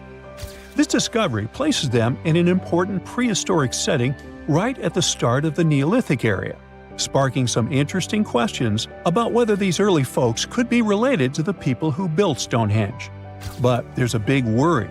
Experts are concerned that this significant find, along with other buried archaeological sites, could be at risk if the authorities go ahead with plans to build a tunnel to reroute the A303 away from the World Heritage Site. Sure thing the house the scientists found wasn't in perfect shape, and it lacked some crucial elements people use for living. Some of them decayed over time, while others were simply absent. So the scientists took 20 tons of chalk, 5,000 hazel rods, and 3 tons of straw, and used all this to recreate the 4,500-year-old design houses. These new buildings are located close to Stonehenge, which is incredible since in this area, planning permission for even a new cowshed is problematic. So, what are these houses like? Well, first off, there are 4 of them, and they're oval-shaped. They're built on the foundation of real houses that stood there about 4,500 years ago, just around the time the Stonehenge Eco House was going up. The houses aren't very big, they're single-room structures. When it comes to dimensions, it was straightforward to estimate since we could gauge the size of the roof and the height of the walls based on the foundations. Each side measures about 16 feet. However, the roof structure remains a bit of a mystery. There were a few differing thatching techniques back then, so pinpointing the exact method used for these dwellings is kind of a guessing game. For now, we think it involves knotted or tied straw carefully secured onto a hazel-woven frame. When fires are lit, the smoke from the hearth wafts up through the thatched roof. Now, remember those 20 tons of chalk? That was needed for the floors and walls. The white chalk walls and floors reflect sunlight and capture heat from the fire. But here's the kicker. The builders encountered a challenge because the ground was so waterlogged that some of the chalk floors took weeks to dry out. By the time they should have been bone dry, they were still as sticky as chewing gum. Now, it's safe to say people 4,500 years ago faced similar struggles, and we can really appreciate what they went through while building their homes. The final layer of daub was applied using rags, giving a smooth, almost shiny finish that looks surprisingly classy. The interiors are furnished with wooden and wicker beds and shelves, along with clay pots and jars, all centered around a cozy hearth. The spaces feel surprisingly roomy and are filled with light that streams in through the thatched roof, bouncing off those white walls. Plus, the woven furniture adds a nice touch of authenticity to the vibe. The fires have been lit, and the first meal, bread crafted from flour ground on a stone mill next to the hearth, has been prepared. Those who tried the bread were pleasantly surprised by its flavor, finding it quite tasty. Now, here comes the bummer. Those who recreated the houses did cheat a little. While the materials used were authentic, the tools weren't. They used cement mixers to mix the daub, wheelbarrows to transport the timber, and logs by the hearth were split with steel axes instead of stone ones. Still, the builders aren't professionals, they're volunteers. So I think a bit of cheating is totally cool in this case.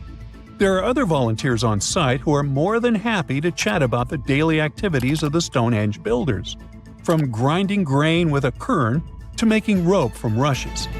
But these houses and the Eco House aren't the only remarkable things in the Stonehenge area. Some years ago, archaeologists uncovered a burial site close to Stonehenge that predates the monument itself. This Neolithic long barrow, dating back approximately 56 to 5,700 years, likely contains the remains of some of Britain's earliest inhabitants. The burial site was identified through aerial images that revealed its distinct shape beneath the crops. Salisbury Plain is rich with ancient sites, including Stonehenge, various mounds, and monuments. The area has remained undisturbed over the centuries, which is likely why so many ancient structures are still intact. This discovery also shows a significant shift in human lifestyle during that era, marking a transition from a nomadic existence to settled farming and animal husbandry, much like the Eco House itself. The long barrow in question measures about 85 feet long and 65 feet wide, though much of its above-ground structure has been lost to farming over the years. If this site is like others in the vicinity, it contains the remains of 30 to 50 individuals, along with cow skulls, which were significant to those early communities.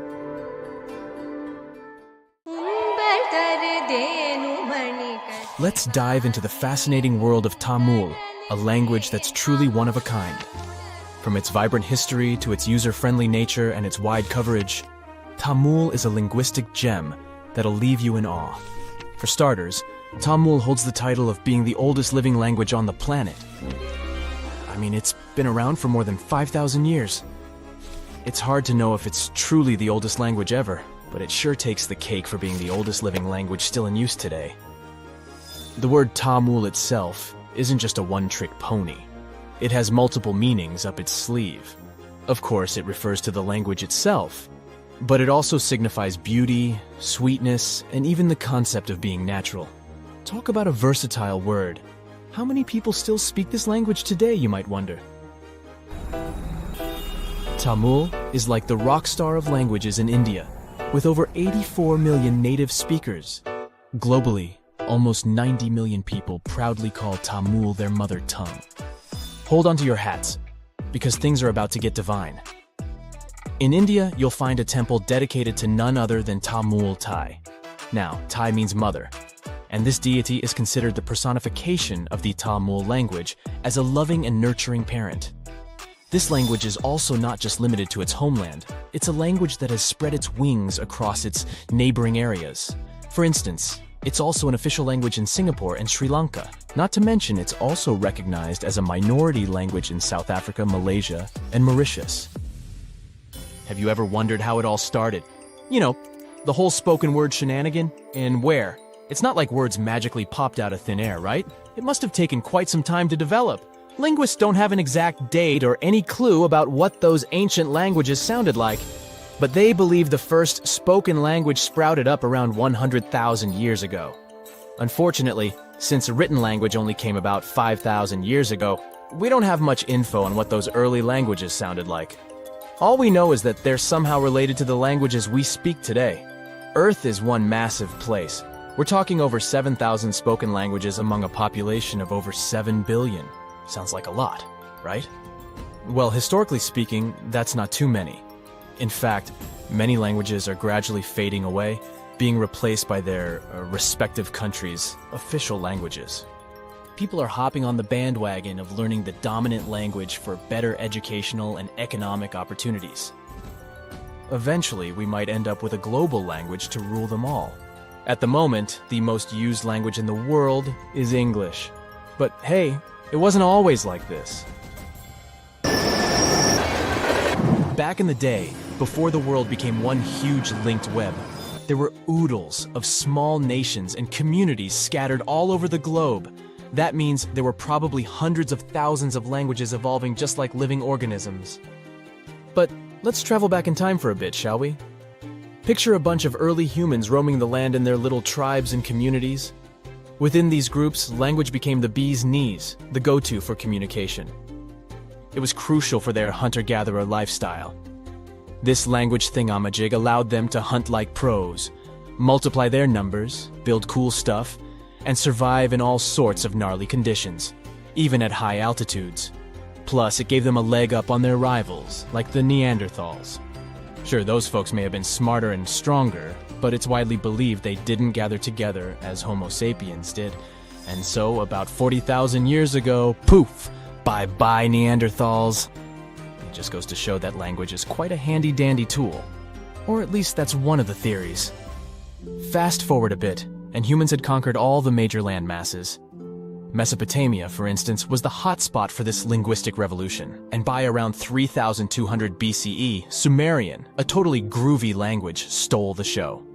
To this day, it's one of the oldest ones we know of, if not the oldest. What's interesting is that Sumerian had no linguistic siblings. It was like the loner kid on the linguistic playground. Let's look into the Sumerians' writing skills for a bit too. It's nothing like what we're used to today. Scientists have named it cuneiform writing, and it emerged as a means to record trade and political information.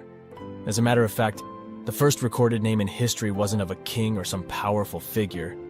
It was most likely the name of an accountant, but it's difficult to know for sure. Cuneiform consisted of a collection of pictograms that represented objects or people, much like the ancient Egyptian hieroglyphics. Sumerian culture thrived in several city-states located in the southern region of Mesopotamia. Uruk, known as the first true city, was among the stars of the show. However, these cities eventually faced some unwelcome visitors. As a result, by 2000 BCE, Sumerian had taken a back seat, becoming a classical language just like Latin. Now here's a little twist in the tale. Sumerian might not actually hold the title of the oldest known language. Egyptian, for instance, emerged around the same time as the Sumerian civilization, but along the banks of the Nile. This ancient language also made use of pictograms in its writing system, but it did undergo some serious transformations due to its interactions with neighboring languages like ancient Greek, Persian, and Latin. By the time of Roman occupation, Egyptian had become a dead language, gradually replaced by Greek. Now let's give a special shout out to another one of those old languages that are still spoken today, Hebrew. This remarkable language has been around for over 3,000 years and has managed to remain relatively unchanged throughout its long history. Hebrew is one of the official languages in Israel, and around 63% of the population in this country speaks it. Also, there are approximately 6.1 million people all over the world who can proudly say that Hebrew is their first language.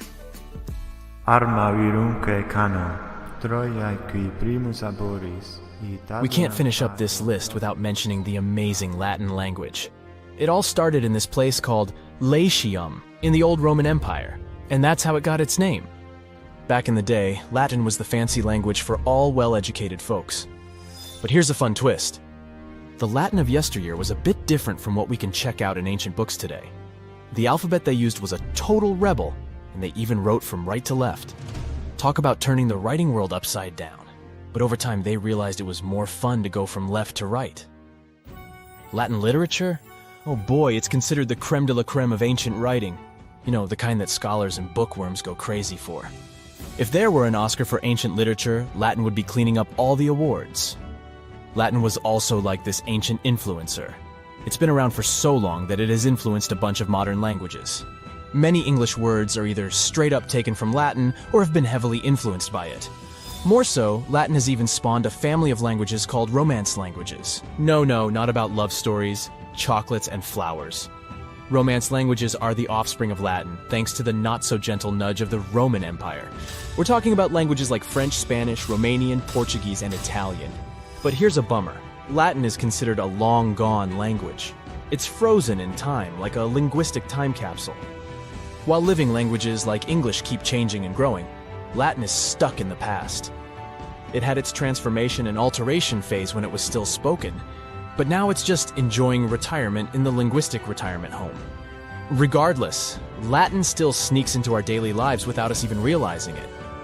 You know when someone asks you the time and you say it's 4 p.m., well, guess what? You're speaking Latin. PM stands for post-meridiem, which basically means after midday. And AM? That's ante-meridiem, meaning before midday. The Moai statues have been standing tall and proud for hundreds of years.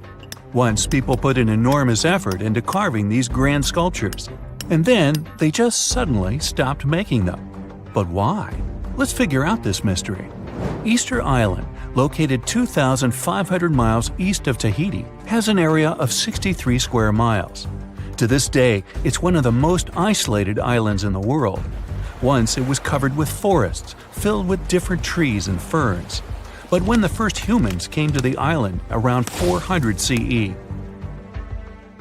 the forest slowly began to disappear. And starting from 1250 CE, Moai statues began appearing all over the place. People made them from different types of rock: compressed volcanic ash, basalt, trachyte, and red scoria. As it's a volcanic island, these were all the ingredients the creators of the statues had to use. And once the builders completed their work, they covered the statues with pumice. The faces of the statues are different, but they all have distinct expressions, with heavy brows and large noses. Their arms are carved into the body. Some have hats on top of their heads. There are nearly 900 statues all over the island. They differ in size. The average height is 13 feet tall, and the largest ones reach 33 feet in height and weigh up to 82 tons. Because the statues have so many different faces, there are theories that they represent and honor ancestors, chiefs, and other important people who lived on the island. But without any clear evidence, it's almost impossible to figure out the true purpose of the Moai. Once they stood beautifully along the coast, watching over people in settlements, and their backs faced toward the spirit world of the sea. When Europeans first discovered the Moai statues in the 1700s, many of them had already toppled over. and the construction of statues had stopped way earlier than that. Huge amounts of effort were put into making these things. Expert craftspeople spent a great deal of time slowly carving the statues with basic picks. A team of up to 6 people would work hard for an entire year to make just one statue.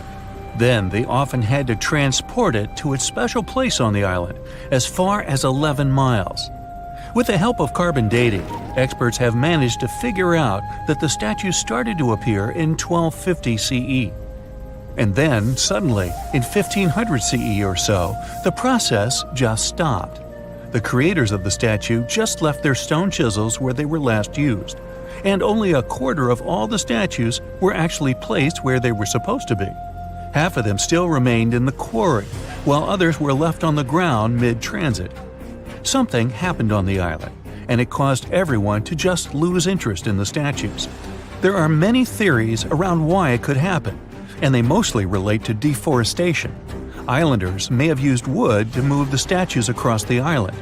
They possibly did this with the help of sleds and ropes, or even used logs to roll the statues or canoes to float them. The wood started to deplete eventually. Trees on the island took very long to grow, and rats ate most seeds. People had many uses for wood, and they needed it not only for practical things, but also to create other statues. Another reason why the inhabitants of the island could have stopped building the statues might be that they were busy with other projects. Specialized rock gardens were becoming more common with a growing population. They were great for the soil, keeping it warm and fertilizing it at the same time. Islanders spent much time and effort making these rock gardens, and there simply wasn't enough time to focus on building and moving the statues. Another theory suggests that what people believed in changed over time. Supposedly, the islands once saw the statues as a connection to their ancestors. After some time, though, rituals depicting a show of strength and endurance became more widespread. And with these rituals, islanders started to carve images related to seabirds. Seabirds became the main animal on the island. People started to believe that their ancestors looked over them through birds instead of the statues, so there was no longer a reason to build the moai. Anyway, these theories might be true, but the main problem was that the small island couldn't support a growing population. What was once a lush land covered in forests quickly became a barren landscape. For the first few centuries, people relied on forest resources, but agriculture became more important sometime after 1550, when forests disappeared. Tribes that once worked together to build the fantastic monoliths focused on competing against one another instead. During this struggle for land and resources, the moai statues were toppled over because people wanted to reduce their significance. Over the following centuries, all the statues were pushed over, but not all of them deliberately. Many fell naturally after being neglected for so long. Some even ended up in the ocean water surrounding the island, and there they sat for a while. But there was some good news for these statues. They were re-erected, providing a great experience for visitors from all over the world. If you make a journey all the way to this isolated island, the first question you'll probably ask will not be how the statues were made or how they were moved. It will be, how on earth did anyone even make it here in the first place? It was one of the most amazing feats ever. The Polynesians sure did some pretty extraordinary things. From as early as 1500 BCE, these boat-faring people began to explore their world. They used the most advanced marine inventions of their time. They sailed across the ocean in catamarans and outrigger boats, starting in Southeast Asia and inhabiting many more places throughout the Pacific. They lived as far north as Hawaii in 900 BCE and all the way to the south in New Zealand by 1200 BCE. And the farthest journey to the east was, of course, Easter Island. In only a few hundred years, these early sailors inhabited an area of thousands of square miles. They simply memorized where they had already been, and this way managed to navigate the ocean. They used a wide range of techniques. They watched the sun as it rose and set during the day. Stars helped them at night. If it was overcast and sailors couldn't figure out direction visually, they used other brilliant methods. They watched the movements of ocean currents and wave patterns and paid attention to bioluminescence in the water. These patterns helped them find where specific islands were located. These seafarers even understood how islands and atolls in the distance caused air and sea interference patterns. Birds provided them with certain signs too. Some of them migrated long distances from one island to another, which gave travelers some kind of a visual connection for their route. Other types of birds had specific feeding times. Sailors knew when and where they hunted and directed their boats depending on where these birds fed. Vikings certainly get way too much credit for their seafaring abilities. Where they used a sun compass, the early Polynesians relied purely on the knowledge of how nature itself could guide them. Their skills were so advanced that in 1769, Captain James Cook, an English explorer, even hired a Polynesian navigator because of his extensive knowledge of the seas. But even more surprising was the fact that he drew a map from memory.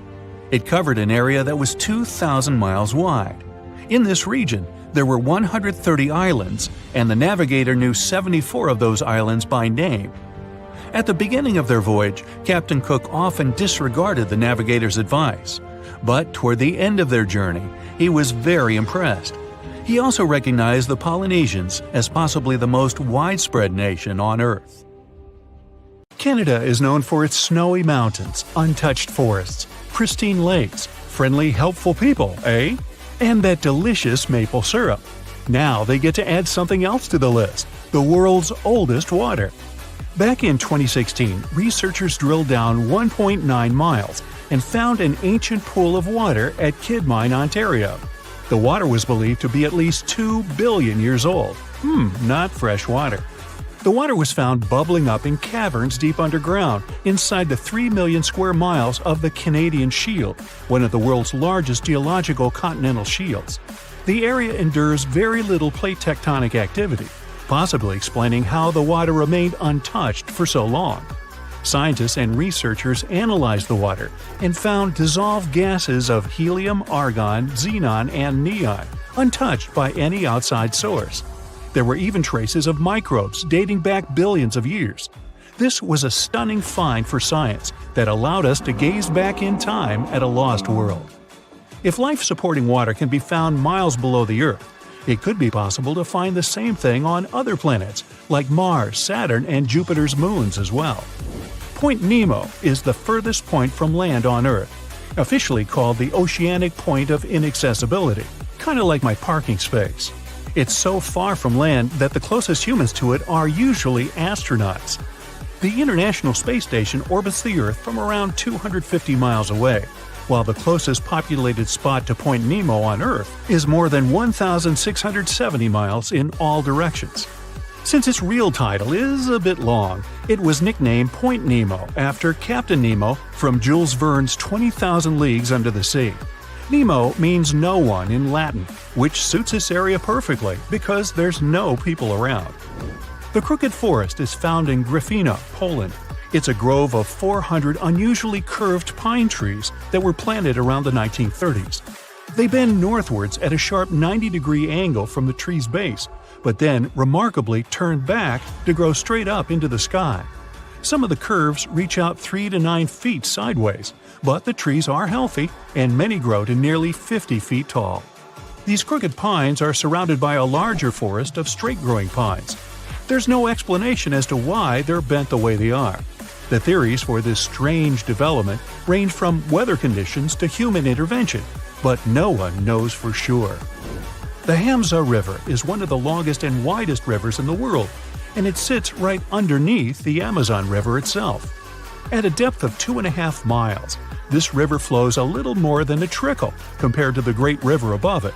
The push of the Amazon River's water into the Atlantic is around 35 million gallons per second, while the Hamza only manages 1 million gallons per second. Either way, there's no choice but to go with the flow.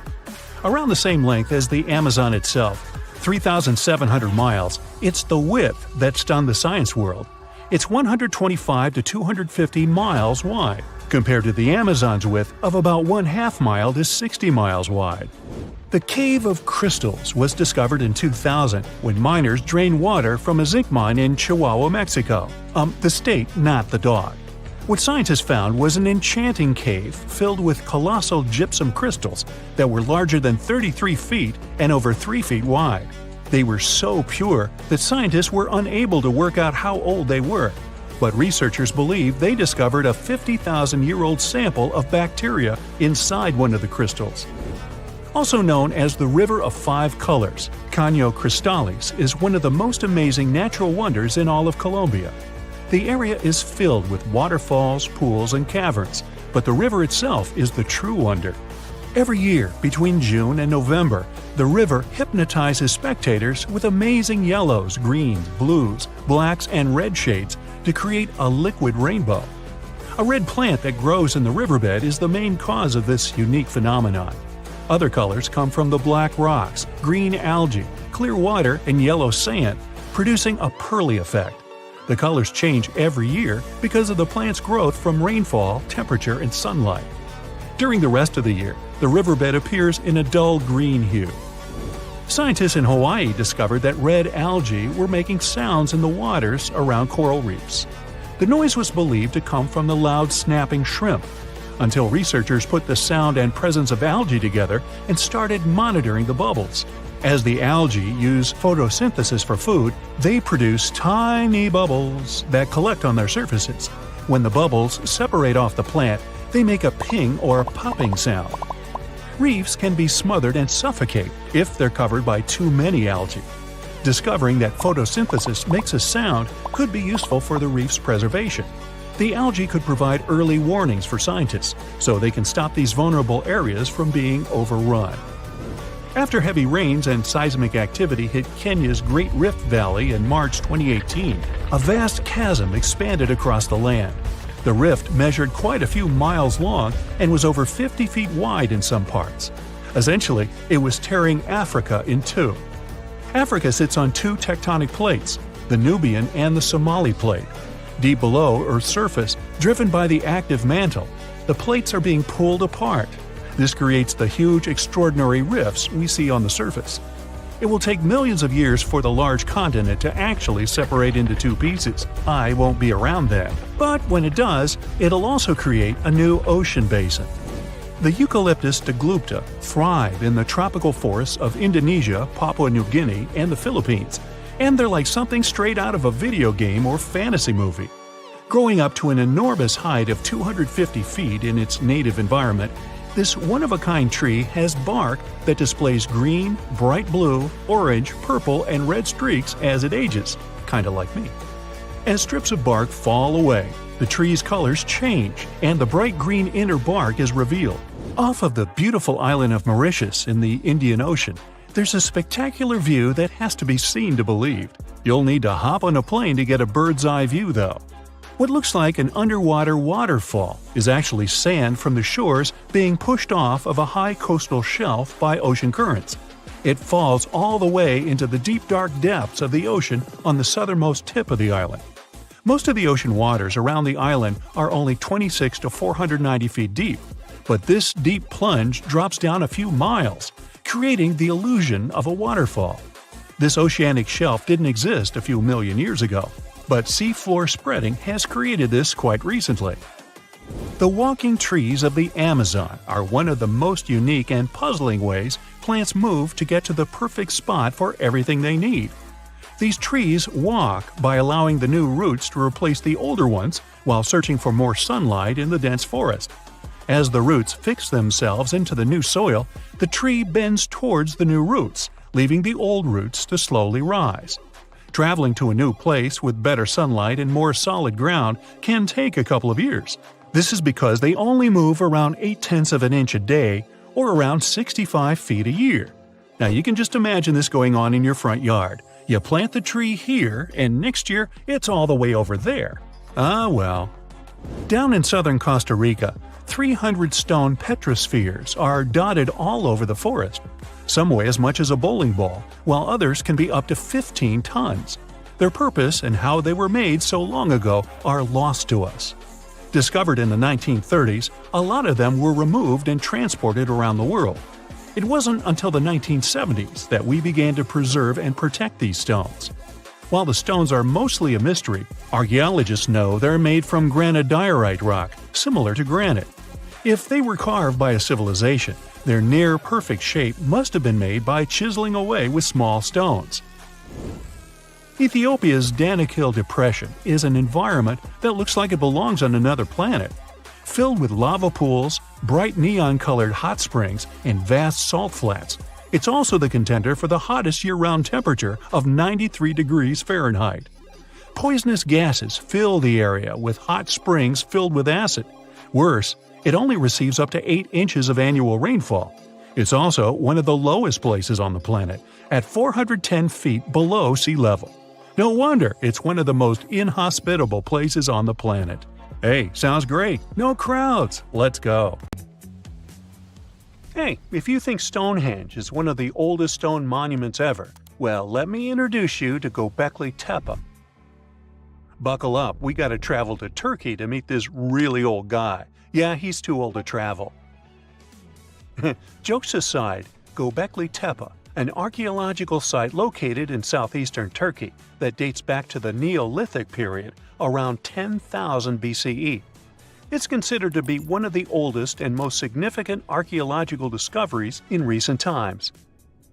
The site consists of a series of circular and rectangular structures made of stone pillars. Yeah, it does look like its younger brother Stonehenge.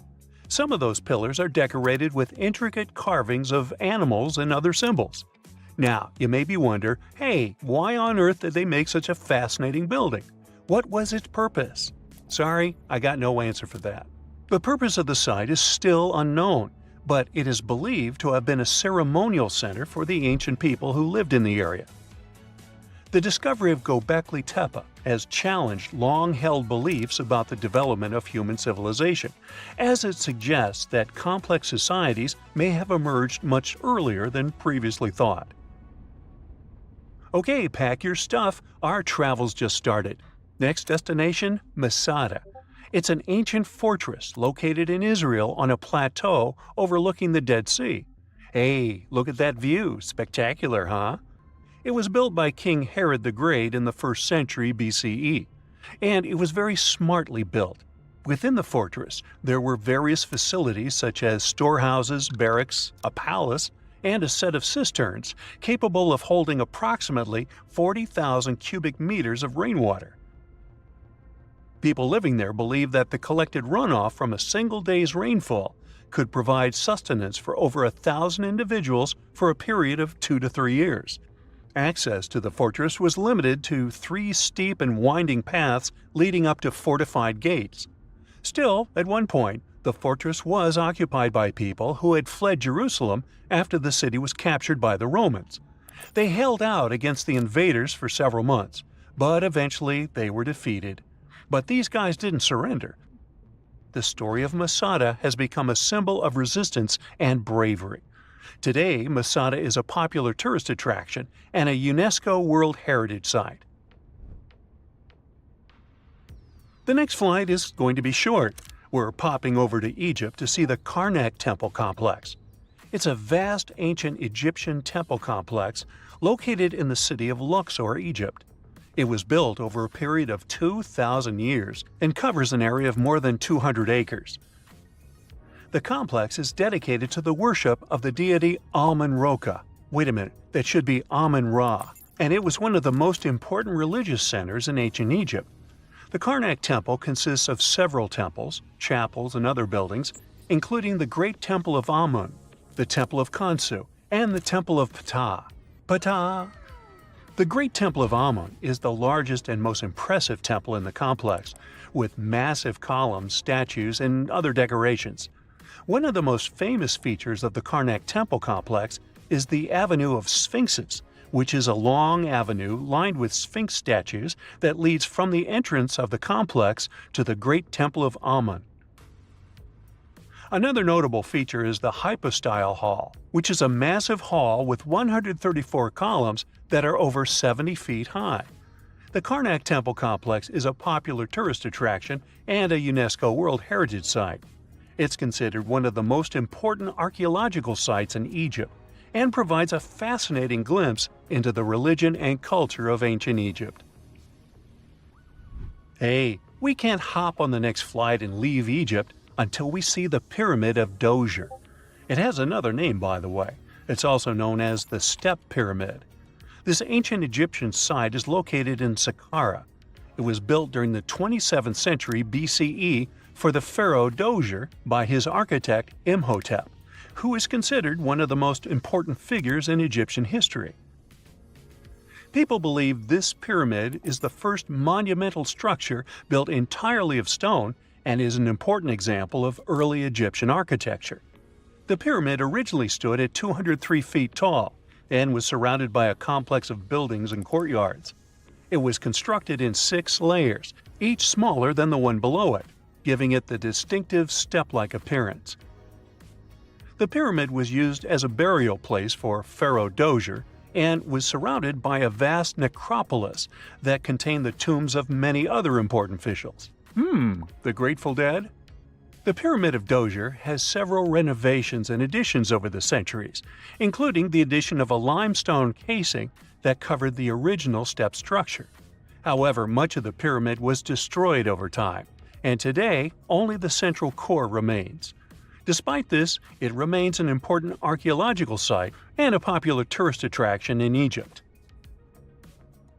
Alrighty, we're ready to move on. There's one more pretty recent discovery we gotta see today. The Tower of Jericho was only discovered during excavations in the 1950s and 60s. It's an ancient stone tower located in the city of Jericho in the West Bank. Just like Göbekli Tepe, this one is believed to be one of the oldest stone structures in the world, dating back to approximately 8000 BCE. The tower stands at over 28 feet tall. It's made up of 2 main sections, an inner tower and an outer tower, which are connected by a series of stairs. The purpose of the Tower of Jericho is not entirely clear, but it is believed to have served as a defensive structure or a watchtower. It may have also had religious significance, as it was located near a sacred spring. The Tower of Jericho is a significant archaeological site and has provided valuable insights into the early history of human civilization. It's open to visitors and is a popular destination for tourists interested in ancient history. Now, this ancient site even got attention from Netflix, and they made a movie where the action takes place in Mohenjo-Daro. This site was a major center of the Indus Valley civilization in present-day Pakistan. Mohenjo-Daro was one of the largest cities of the ancient world, with a population estimated to have been around 40,000 in its peak. Trust me, that must have been a crazy megalopolis back then. The city was notable for its advanced urban planning, with sophisticated drainage and sanitation systems, and its impressive architecture, including the Great Bath and the Granary. Mohenjo-Daro was abandoned around 1900 BCE, and its ruins were only rediscovered in the 1920s.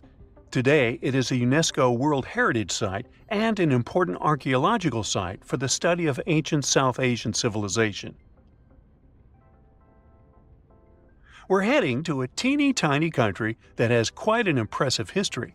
Welcome to Malta. The Tzigantsia Temples are a Neolithic site located on the Mediterranean island of Gozo. They're probably one of the oldest freestanding structures in the world, dating back to around 3600 to 3200 BCE.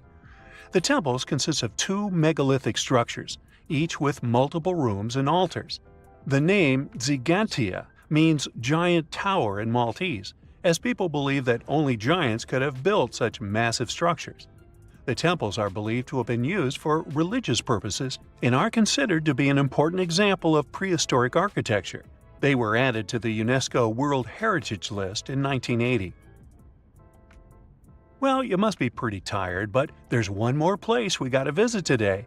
Our plane is already landing in Armenia, and we're here to see the Temple of Garni. Look, this one is well preserved. This temple dates back to the 1st century CE. It was built by King Teradatus I as a dedication to the sun deity Mir. Sadly, the temple was destroyed in the 17th century during an earthquake, which is quite a common thing for this area, but it was later reconstructed in the 20th century. Today, it's a popular tourist attraction and is also listed as a UNESCO World Heritage Site. It was April 10, 1912. Richard had just departed from Southampton, England, aboard the most famous ship of the time, dubbed the Unsinkable. Since he had just witnessed a near collision with the SS City of New York, he decided to write to his wife and report the unfortunate and frightening event. "My dearest Sal," he wrote, "we got away yesterday after a lot of trouble." Little did he know that a mere 4 days later, both his pen and the ship he was on would be lost forever at the bottom of the North Atlantic Ocean. Was this some sort of bad omen? Did Richard actually foresee what was about to happen to the ship he was on? In case you haven't figured it out by now, Mr. Richard Geddes was aboard the Titanic on the day that he wrote the letter to his wife. On April 14th, 1912, the ship seemed to have been lost forever. Along with it, so many secrets and treasures have settled at the bottom of the ocean. It took until 1985 for the Titanic's wreck to be finally rediscovered using state-of-the-art sonar technology.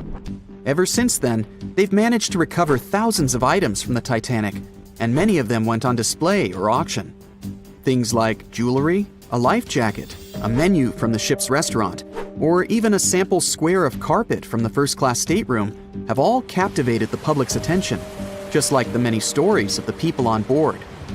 Scientists have even tried to come up with strategies to get the Titanic back up altogether to properly study it and stop it from getting more and more damaged at the bottom of the ocean. Some have suggested filling the wreck with ping pong balls to make it float, while others even considered injecting it with 180,000 tons of Vaseline. Another idea was to use 450,000 tons of liquid nitrogen to trap it in an iceberg that would float to the surface. But they eventually had to let go of all these potential strategies since the Titanic is way too fragile to ever be recovered. The Titanic may be one of the most interesting ships lying at the bottom of the ocean, at least in popular culture, but deep-sea divers have a lot of other stories to share. Planes also sometimes find their way to the bottom of the ocean. Deep-sea divers in Oahu, Hawaii came across the wreckage of an F-4U Corsair plane. It seems to have crashed into the ocean in 1946, as it didn't have sufficient fuel. If you can dive deep enough, you might even stumble upon statues and lost artifacts, like those found in the world's only underwater archaeological park off the coast of Naples, Italy. It features the ruins of the ancient Roman city of Baia. The underwater statues found here are breathtaking, to say the least. In an ironic twist of events, some of the equipment we intended to use to get us to the moon was lost at the bottom of the sea for a very long time. But how did that happen? Beginning from the late 1960s and ending in the early 70s, many Apollo rockets were launched to orbit the Earth and the Moon. When reaching altitudes of about 38 miles, the first portion of the spacecraft, including the engines, needed to separate. People thought these components got destroyed or lost forever. But were they really? In 2012, a team of specialists discovered a bunch of rocket engines 14,000 feet off the coast of Florida. They have since gone through a 2-year renovation plan and are now on display at Seattle's Museum of Flight. Can you imagine stumbling upon a whole city underwater? Back in 2001, a lost city was discovered in the Gulf of Cambay, off the coast of India.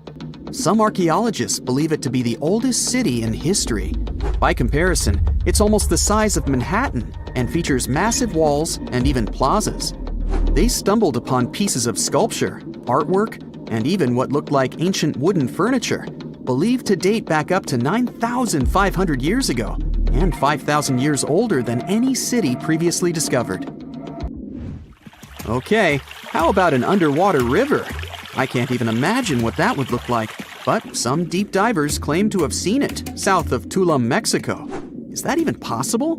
Well, not really, since the Cenote Angelita Cave is not a true river, but a very special type of optical illusion. It's formed by a halocline, meaning a cloud of hydrogen sulfide at the bottom of this underwater cave. Turns out you can actually swim right through this cloud, which makes you feel like you're swimming through a flowing body of water. Not all things discovered underwater are inanimate objects. Some of them are actually quite scary sea creatures. A jellyfish might not be on your list of things to look out for if you can avoid the stings. But this giant one, also known as a lion's mane jellyfish, is the largest known species of its kind.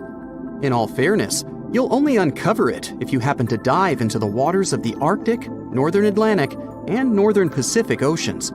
You surely won't miss it, since it stretches across 120 feet from the top to the bottom of its tentacles. When it comes to deep-sea diving, a lot of people are looking to discover some lost treasure.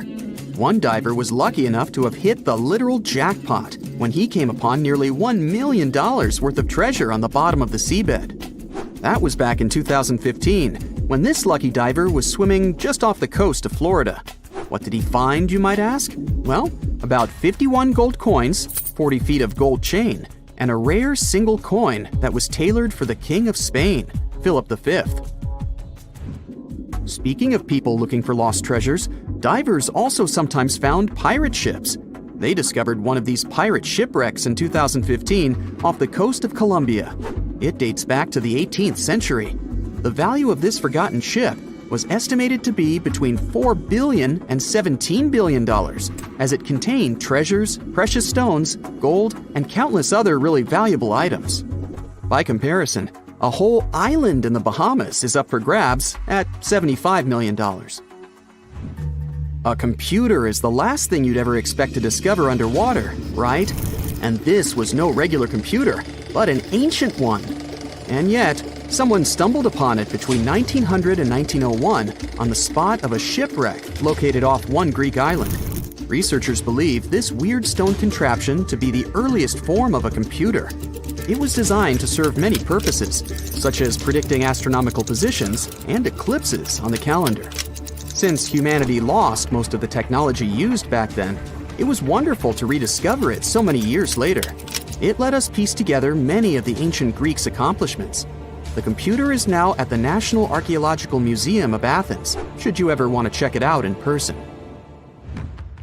This has to be one of the most mysterious places on Earth.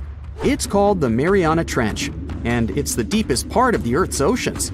We really don't know how deep it is, since it's so difficult to measure, but it's somewhere around 7 miles deep and 5 times longer than the Grand Canyon. They first studied this massive underwater hole back in 1875 using a weighted rope. Back in 2012, a Canadian film director named James Cameron reached the bottom of the trench in the submersible vessel Deep Sea Challenger. Some of the most bizarre creatures on the planet call this place their home, including the Dumbo octopus, the sea cucumber, and the goblin shark. The Mariana Trench took its name after the nearby Mariana Islands, which are named Las Marianas in honor of the Spanish Queen Mariana of Austria. There are countless doors all over the world that haven't been opened for decades, and even centuries. The question is why? It seems that nowadays you can open any door you want. The truth is that some doors were sealed for a grave reason. And so far, nobody has found out what treasures and mysteries they hide. Here are 4 doors that keep their secrets all too well. The Taj Mahal.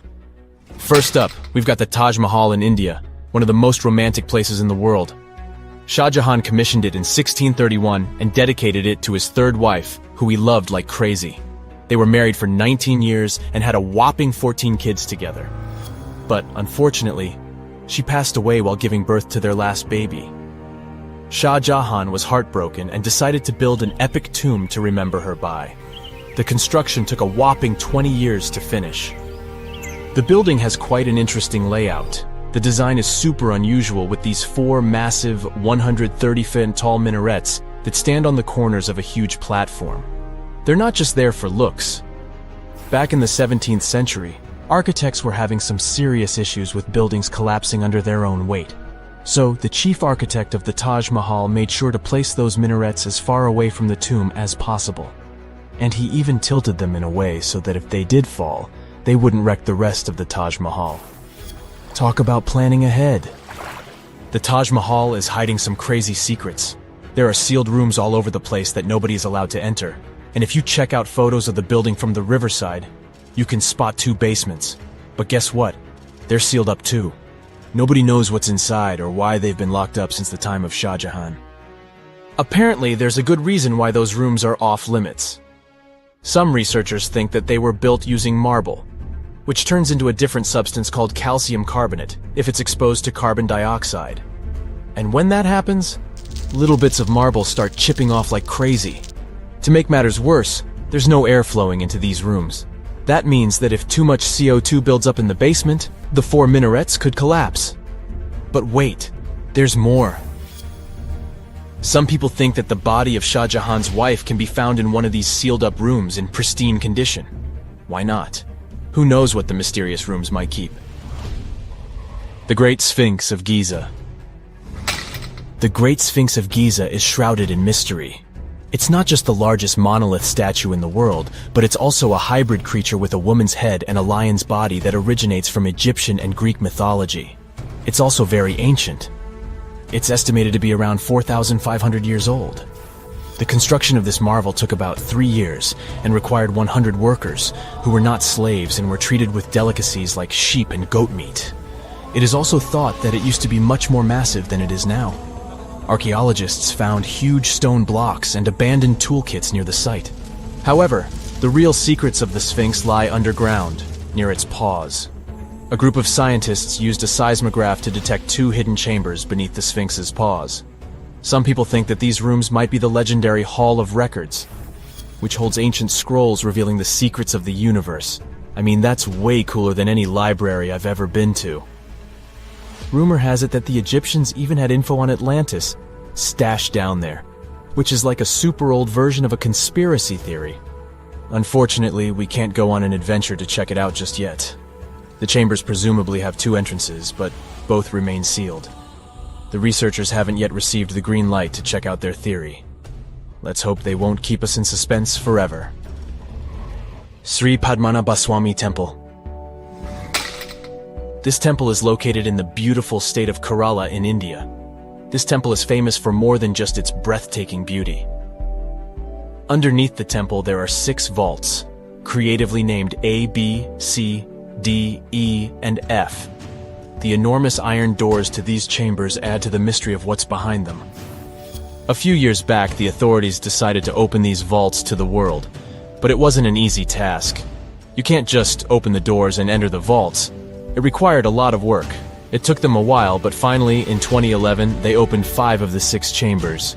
And guess what they found? Tons of treasure. Bags of gold, precious gemstones, and priceless diamond jewelry. The estimated worth of everything found in the vaults is a whopping $1 trillion. It's like the temple was the real-life inspiration for Aladdin's Cave of Wonders. But wait, I said 5 of the 6. What happened to the last one? Vault B has remained closed, but not for lack of trying. They simply didn't manage to open it. There is even a belief that it's fatally cursed. Legend says that only a saint or sage can break the curse by chanting a specific mantra.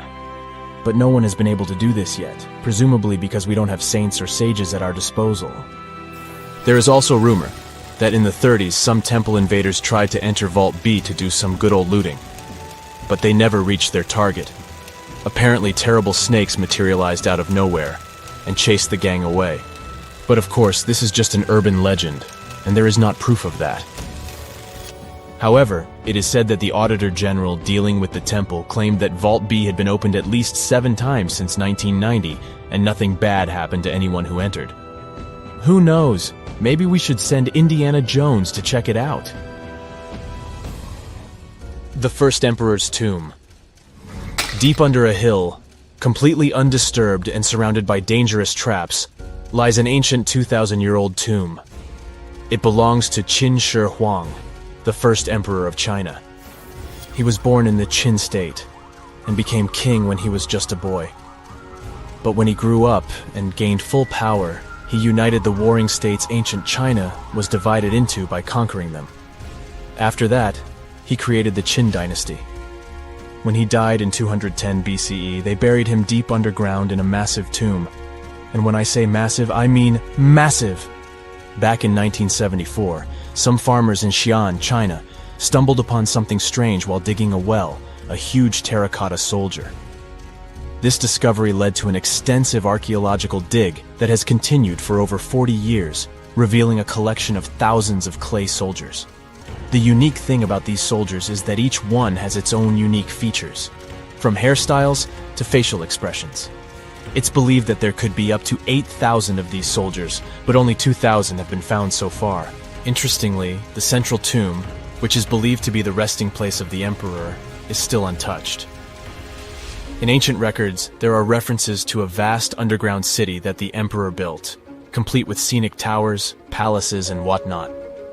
Sima Qian, a Han Dynasty historian, wrote that the tomb was adorned with treasures and had space for hundreds of officials, but the lack of technology to properly examine the site is what's holding things up. Qin Shi Huang was surrounded by liquid mercury in his tomb, with two of the streams representing the major rivers of China, Yellow River and Yangtze. The ancient Chinese believed that mercury could provide immortality, but it could have also caused the emperor's death since he regularly took mercury pills to prolong his life. The dangerous levels of mercury contamination in the soil near the tomb are the main reason why scientists are reluctant to explore it. It could be very dangerous both for people and for the environment.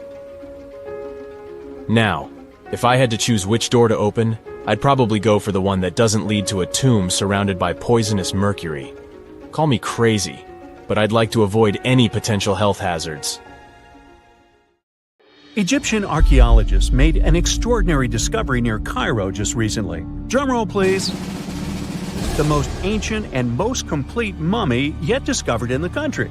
Yes, they were keeping it under wraps. The 4,300-year-old mummy was found in a group of tombs close to the step pyramid of Djoser, dating back to the Egyptian Old Kingdom. It was covered in layers of gold. The team also found several other tombs, including one belonging to an ancient Egyptian official and another belonging to a secret keeper who had the power to perform special ceremonies.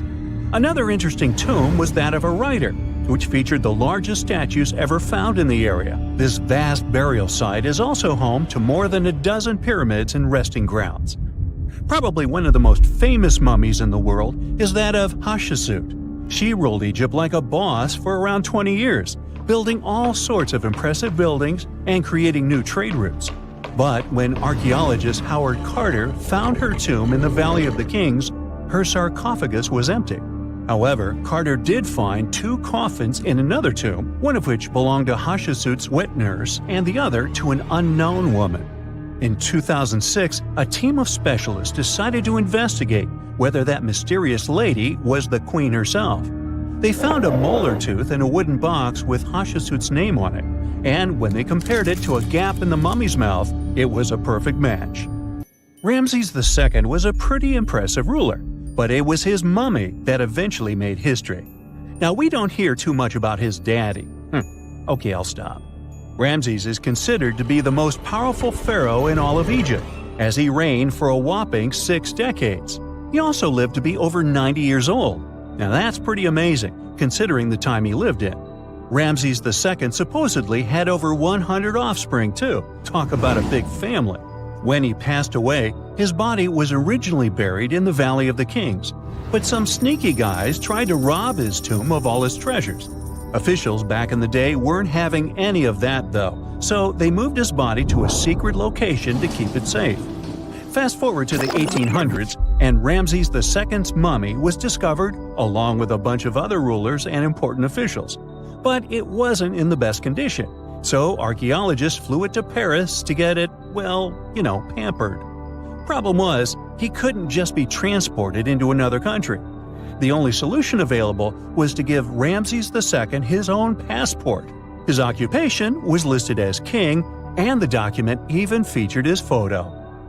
Most mummies aren't necessarily known for having the most hydrated skin. But that of an ancient woman, also known as Lady Di, proves otherwise. No, not that Lady Di. This wealthy lady from ancient times was discovered in an ornate tomb in 1971, and she looked fabulous, if we can say so about a mummy. Thanks to the special conditions in her tomb, like the moisture in the environment and the lack of oxygen, her body was almost perfectly preserved. Her skin was soft, her hair was on point, and she was still flexible. The museum that now proudly displays her mummy also shows a ton of fancy items that were buried with her, like dinnerware and musical instruments. Archaeologists investigated the mummy further and discovered that she passed away from a heart attack at around 50 years old. Even though it hasn't been around for over 2,000 years, Lady Di is still making history. The mummy of Otzi the Iceman was discovered in the Alps in 1991. Austrian authorities initially thought he was a modern mountaineer because he was so well preserved. Turns out, he was actually from the Copper Age. He was found in a mountain pass over 10,000 feet above sea level. Through studying his mummy, we've learned so much about life in Copper Age Europe. For example, we know that he was a native of Central Europe and enjoyed eating meat. He also suffered from arthritis, narrowing arteries, and intestinal problems. But he likely used acupuncture and medicinal herbs to treat these conditions.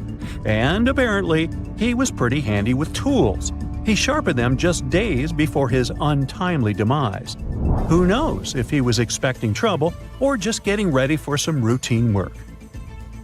Now, King Tut and his story is most likely the one that made all mummies famous. This pharaoh passed away at the young age of 19, more than 3,000 years ago. But his mummy is still one of the most well-known in the world. When his tomb was opened in 1922, people went wild because it was still intact, unlike many other royal tombs. It had some seriously blinged-out coffins, including one made of solid gold. Not only did Tut's tomb give us a glimpse into ancient Egyptian history, but his mummy also taught us a lot about the time he lived in. DNA analysis helped identify his parents and revealed that the pharaoh had a rare bone disorder that might have made walking a bit tough. Now, Ginger is most likely one of the coolest mummies you'll ever hear about. He's like a time traveler from 5,000 years ago who's still looking fly with his golden hair and perfectly preserved nails. Ginger was discovered in Egypt and is believed to be the earliest known mummified body. Before people even knew about mummification, they used to place bodies in shallow graves in the hot, dry sand. And since the sand absorbed all the water, bacteria couldn't reproduce and the body was preserved naturally. Now, scientists are not sure if Ginger's preservation was intentional or not, but since he was buried with some pottery vessels, it's likely that whoever buried him knew some serious preservation techniques. If you want to meet Ginger in person, he's currently chilling at the British Museum. One Dutch art collector bought a statue from Asia and ended up finding a weird discovery. The statue contained a mummy hidden inside. Unfortunately, the body was too fragile to move, so they had to leave it there. The coolest part is that this mummy is over 1,000 years old and was on display for 200 years before being encased in the statue. When scientists did a CT scan, they found out that the mummy was filled with paper scraps covered in writings. Experts think he might have done this thing called self-mummification, which is a pretty intense process involving a special diet and tea that makes your body less prone to bacteria. Only a few people could handle this ritual, and those who managed to do that were seriously respected. No other Egyptian queen has baffled scientists and historians like the stunning Nefertiti. Based on her statues, she was known for her slender neck, wide eyes, and high cheekbones. Her name translates to "the beautiful woman has come." Talk about living up to your name, huh? Even though she wasn't a pharaoh herself, Nefertiti still managed to leave a lasting impression. Written records suggest that, as a wife and queen, she held an incredibly influential role. Because of her power, she was indeed admired, but she also managed to make quite a lot of enemies throughout her life. She was also related to King Tut, but not biologically. Rather, she was his stepmother. So far, locals have yet to identify her mummy, but that may soon change. A local Egyptologist who has been busy excavating tombs in the Valley of the Kings has found two mummies that he believes could be Nefertiti and her daughter. According to specialists, we may soon finally get a definitive answer about the identity of these two mummies. And if one of them does turn out to be Nefertiti, we could be in for a real treat. DNA analysis and CT scans of the mummy could give us the most complete and accurate image of the queen that we've ever seen. It's crazy to think that we've only scratched the surface of what lies beneath modern-day Egypt. Nefertiti ruled during a time of great power and prosperity in Egypt, but unfortunately passed away in a period of social turmoil, leading to her gravesite being lost. Now, where's my mummy? This hidden village is called Aogashima. It's located right in the middle of a volcanic crater. You can find it to the south of Japan, in northernmost Micronesia. The story goes that a volcano erupted in the Philippine Sea in the 1780s, causing a lot of harm to a nearby community. Half of the population managed to escape the massive eruption and came back years later to rebuild their village.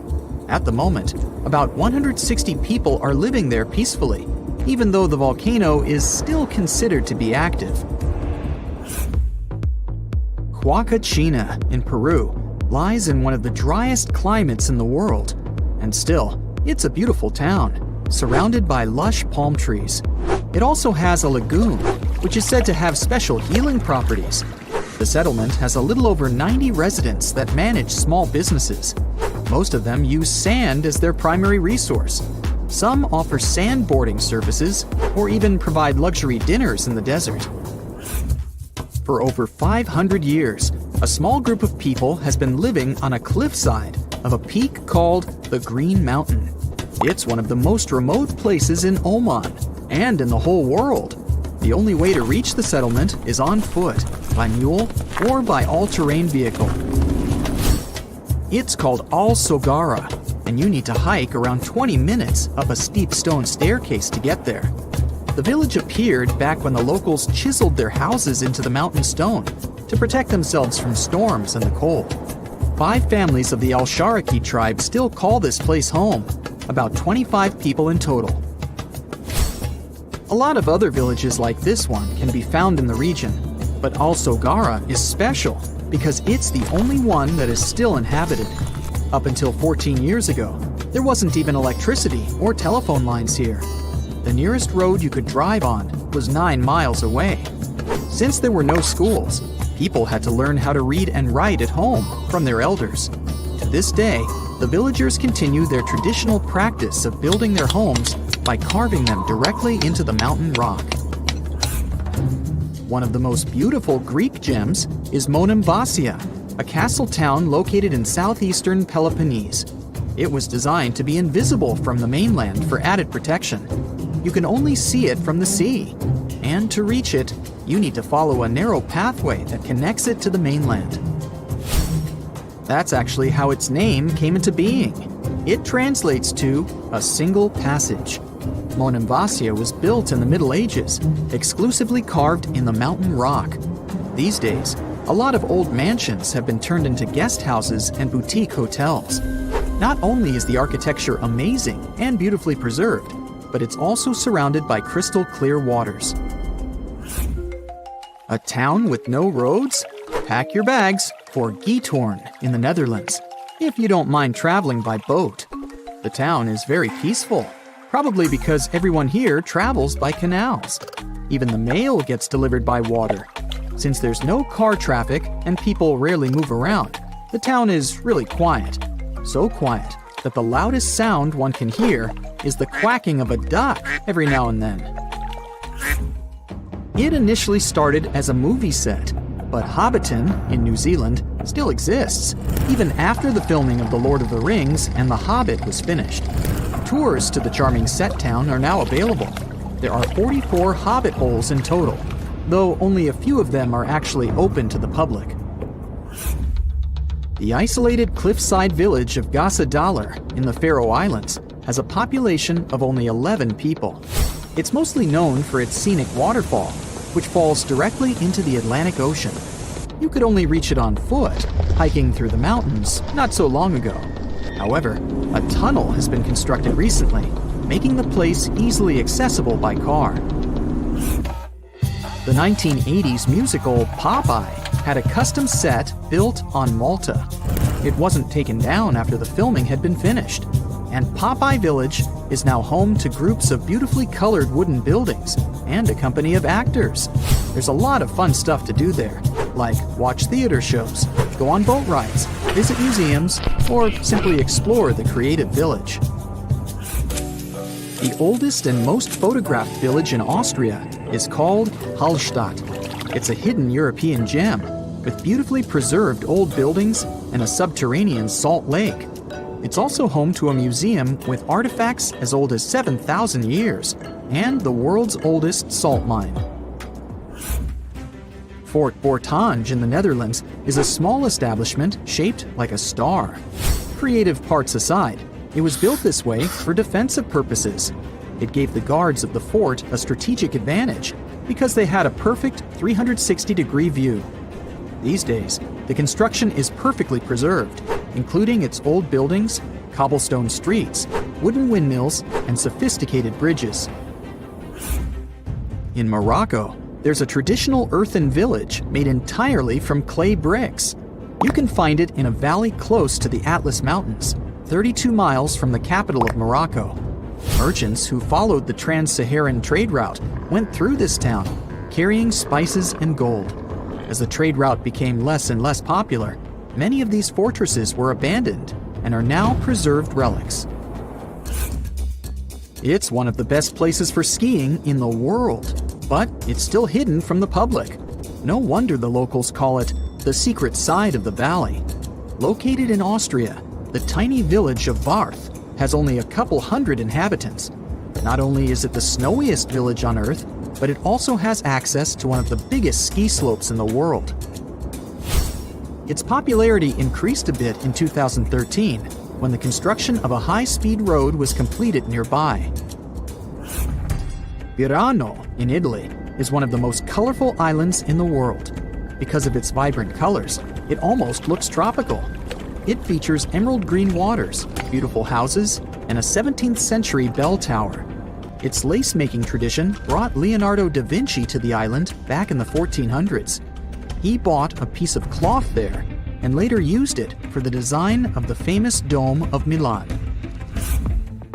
If you have a UK passport, you must be familiar with the beautiful small town of Bibury, as its scenery is featured in your ID. It's surely one of the most charming towns in Europe, as it's made up of stone buildings standing on the River Colne. The image in the UK passports is that of Arlington Row, a line of weavers' cottages that date back to the 14th century. The town of Coober Pedy in Australia is partially underground. It all began back in 1915, when opal deposits were found in the area. To this day, the town is still the biggest opal mine in the world. People living there figured out that it would be more comfortable for them to stick to the underground, as the temperatures outside can reach 125 degrees Fahrenheit. So, the settlement now has underground stores and galleries. Coober Pedy is also home to the world's first 4-star underground hotel. To visit the most remote location in the whole world, you'll need to prepare yourself for quite a journey.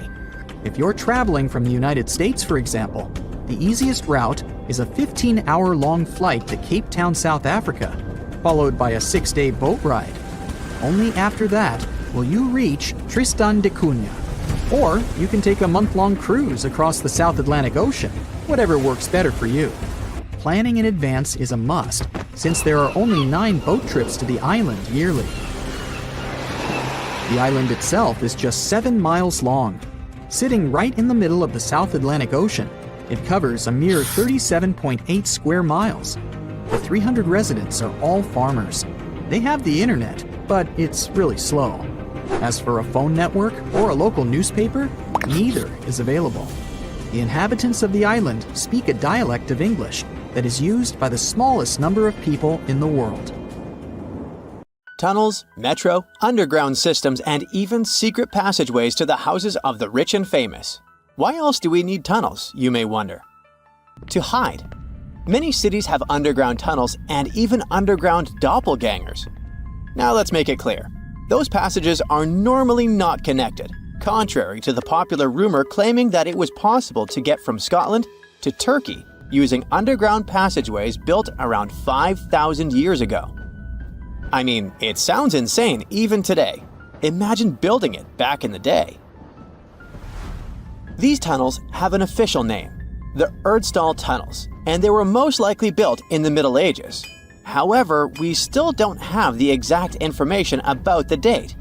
The highest concentration of those tunnels are in Bavaria, Germany, but there are many of them in Great Britain and France too. Erdstall tunnels, a unique type of earthen passage found globally, are characterized by their narrow, oval-shaped corridors and tight choke points, known as schlups, or slip-outs. Despite speculation, their purpose remains a mystery. However, some of those tunnels have fireplaces and even vents, which might mean those were used primarily for shelter. Dating back to the Middle Ages, possibly as early as the 12th century, Erdstall tunnels lack archaeological signs and historical records. So it's not a surprise that there are many rumors about their use. Some scientists are sure those were storage spaces, though their narrowness makes this impractical. Another idea is that they provided hiding spots for farmers during tribal raids. However, their single entry point raises doubts about their effectiveness in evading threats. Now, if you're feeling like Indiana Jones and want to venture into those tunnels, you're in luck. A few structures, like the Erdstall Radkobluken in Austria, welcome visitors to explore these enigmatic structures. Most of them are closed to the public eye, though. The origins of Erdstall tunnels remain largely unknown, just like their real functions. And if you think, hey, it's the 21st century here, we can study pretty much everything, well, you're wrong. What makes these tunnels hard to study are the tight confines. Traditional surveying methods often prove inadequate in such spaces. To solve this problem, scientists use a handheld device that integrates an RGB camera, a gyroscope, and high-resolution depth sensors, allowing them to capture intricate details of the tunnels. They also use modern techniques like 3D surveying in hopes of uncovering the true origins and purposes of those tunnels. One hypothesis even suggests they may have been poorly conceived dwellings, abandoned when their inadequacies became apparent. Still, not everyone quite agrees with this idea. Other theories suggest they served spiritual purposes, while the most intriguing idea speculates that those tunnels may be remnants of extraterrestrial civilizations. Experts believe they may have been used for practical matters, such as granaries or hiding spots from looters. As we don't have exact info on who built it and when, it may be pretty much anyone, even a sloth. Nope, I'm not a lunatic. Sloths can build giant tunnels. Check this out. In 2009, a farmer in southern Brazil was driving his tractor through a cornfield when it suddenly sank into the ground. He quickly discovered he had broken through the top of an underground tunnel. When researchers came to investigate, they found a tunnel around 6.5 feet high and the same 6.5 feet wide, extending about 50 feet long, right beneath the farmer's house. When they looked closer, they instantly saw deep claw marks on the walls. That was the proof the tunnel wasn't human-made. So that thing the farmer uncovered was a megafauna paleoburrow, a prehistoric tunnel dug by ancient creatures like giant ground sloths or giant armadillos from over 10,000 years ago. I know, it's hard to imagine those beasts, but let me help you. Take a hamster. Now, increase it to the size of an elephant. Don't forget, this 13-foot-tall hamster could also walk on two legs. During their time, around 15 million to 10,000 years ago, many species of sloths and giant armadillos roamed the Americas, some even digging similar tunnels.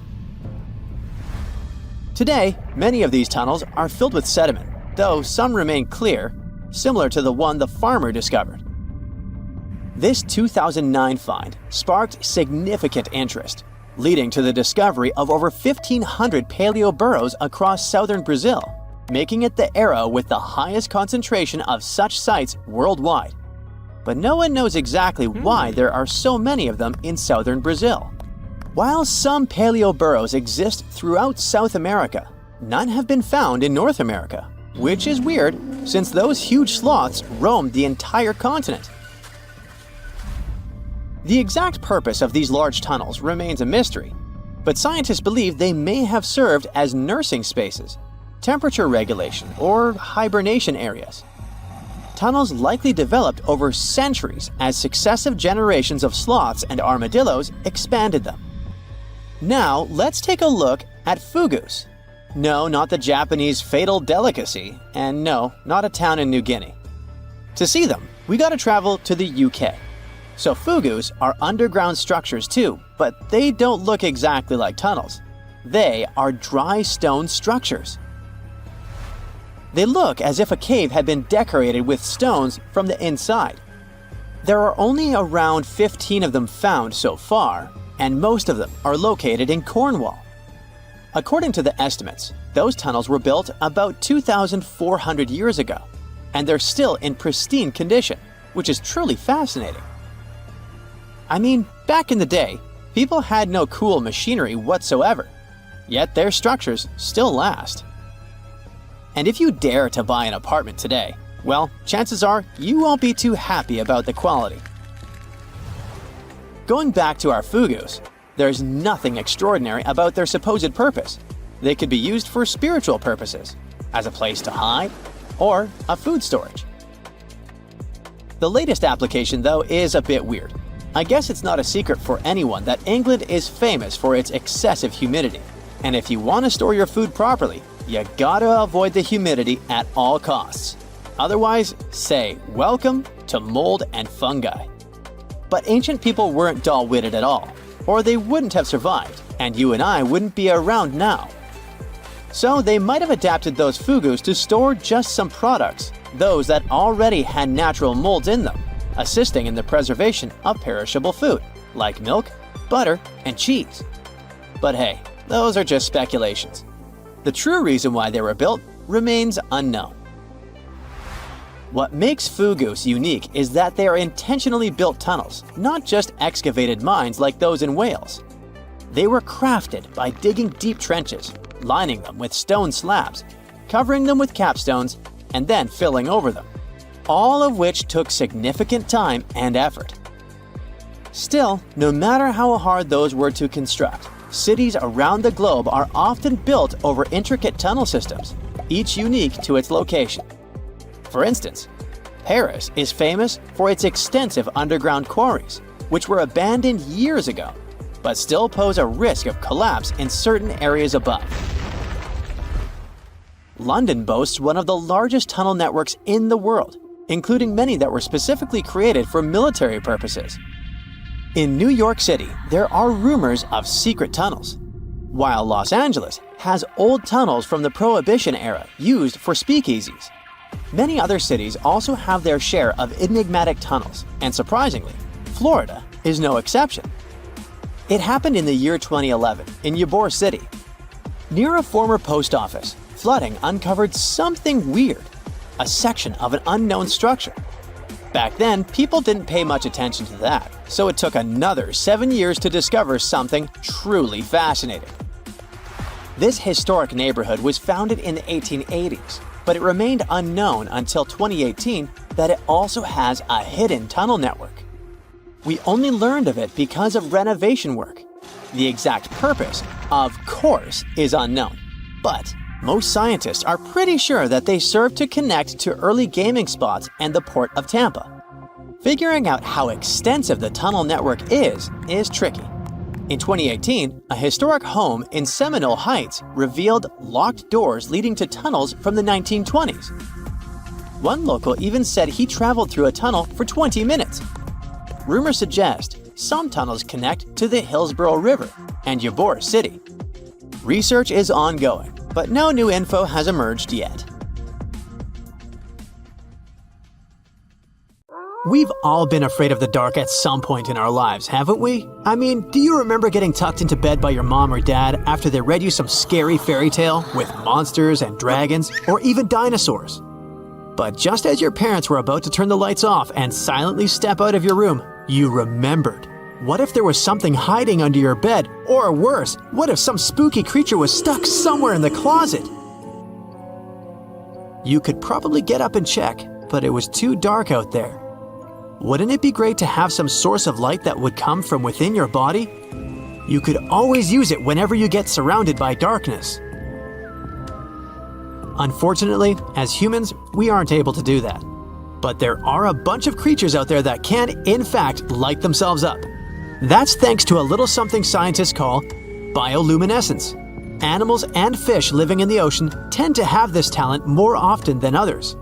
and you can find these creatures anywhere, close to the surface or deep down at the bottom, 2.5 miles deep if you have a knack for numbers.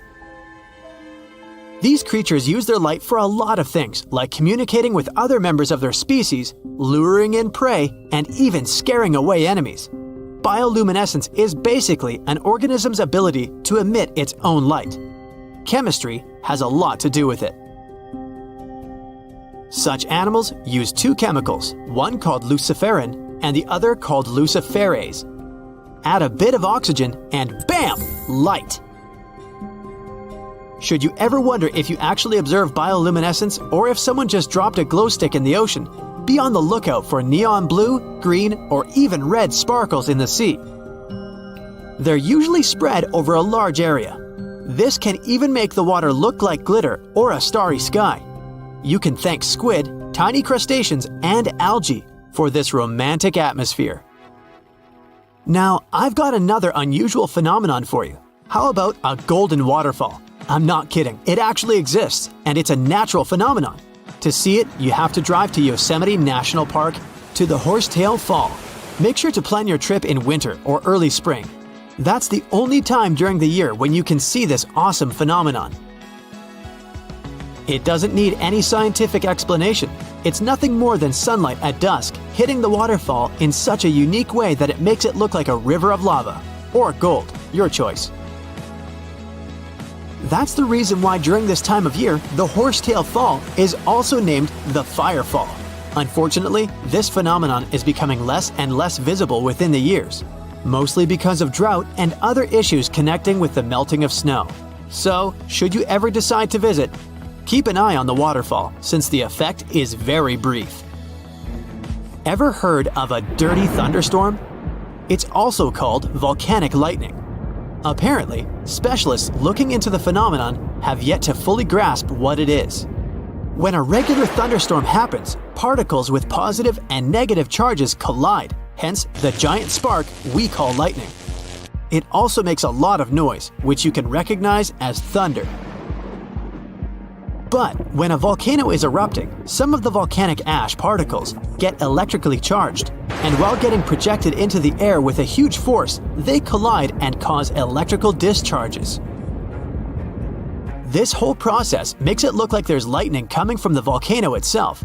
Imagine all that ash, gas, and smoke coming from the crater, and then add some electricity to the mix. It'll make the whole picture look really bizarre. No wonder this phenomenon is called the dirty thunderstorm.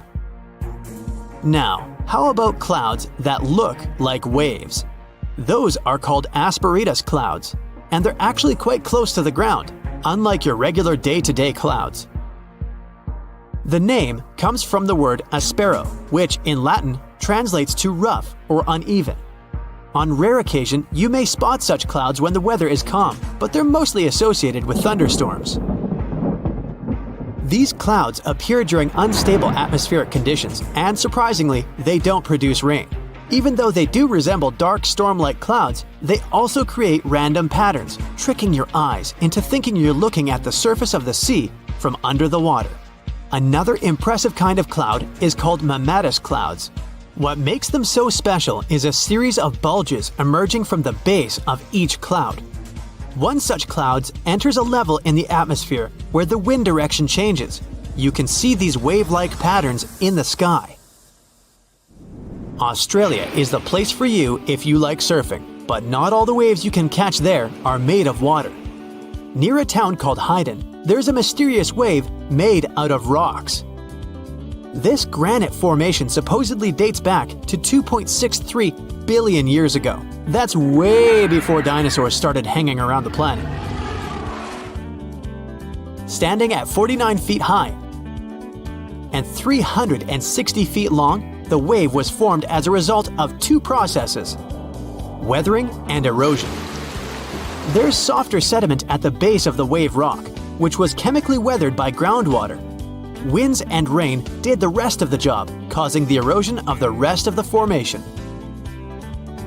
Its red, yellow, and gray stripes are made of iron hydroxide, carbonates, and other chemical compounds that were washed down by the rain. You've made it to Australia, so stick around a bit more. There's one more location here that seems unreal.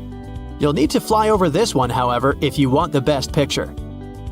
In the western part of the country, surrounded by green woodlands, there's a series of lakes.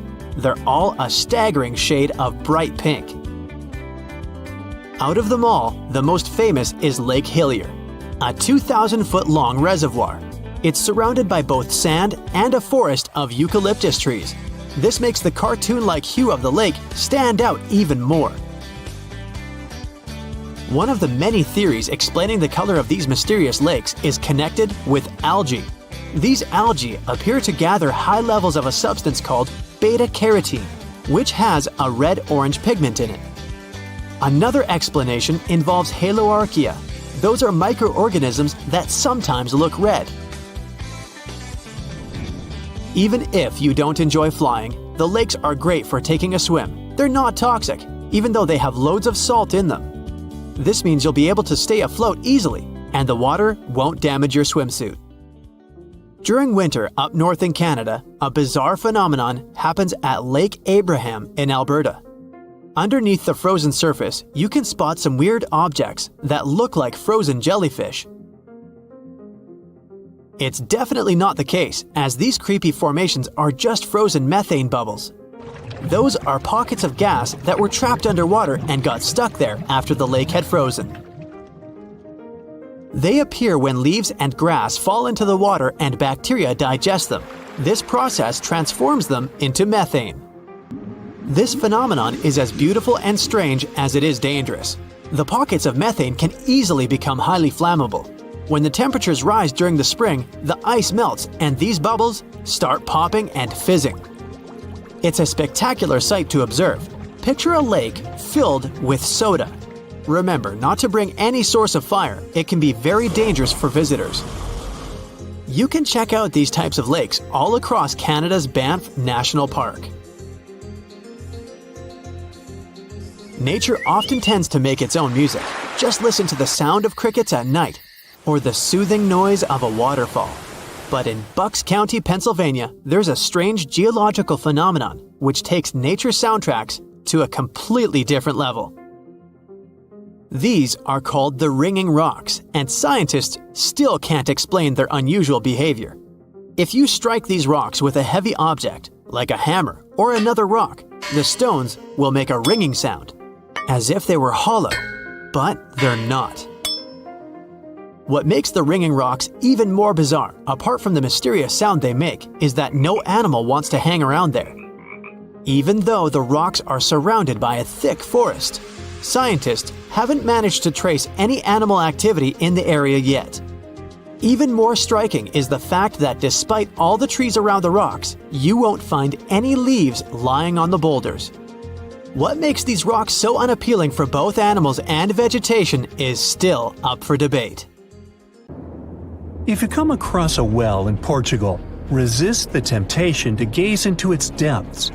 The inverted tower in the enigmatic city of Sintra sends chills through those who encounter it as it spirals down a daunting 88 feet into the underground.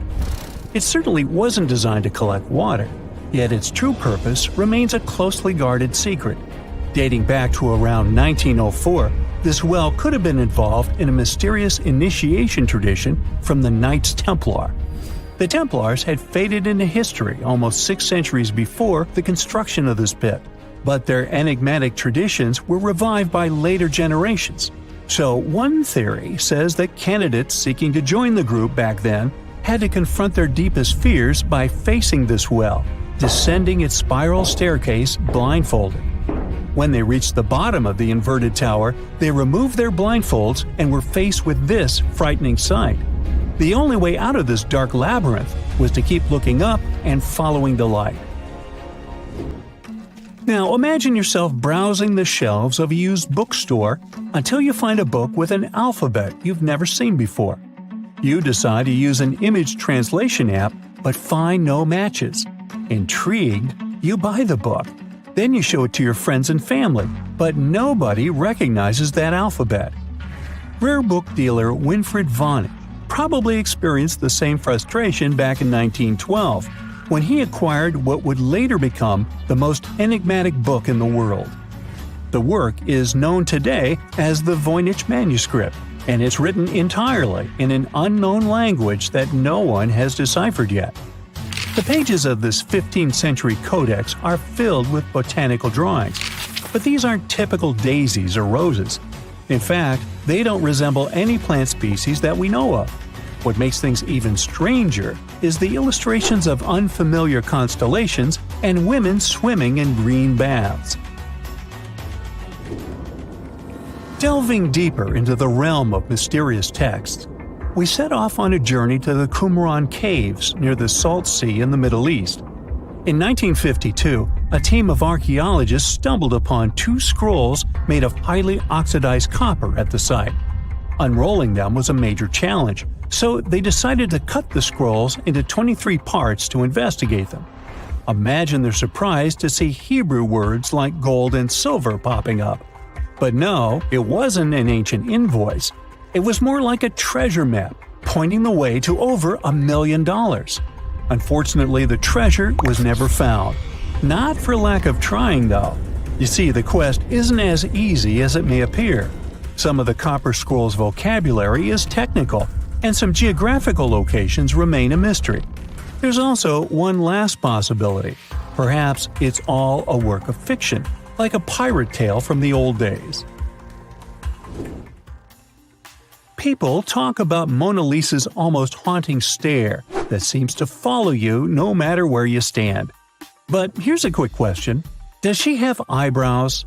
You got it right if you said no, and her complete lack of eyebrows adds another layer of mystique to her gaze.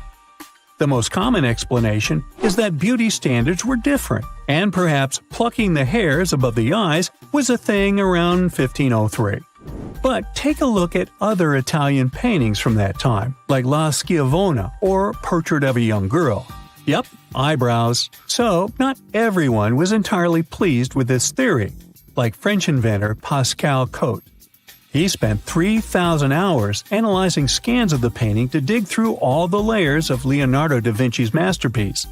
Now he claims that the Mona Lisa once had eyebrows, but they disappeared over time due to cleanings and restorations. Some historians, however, still question his findings, which means that Mona Lisa's style, or lack of it, remains an unsolved mystery.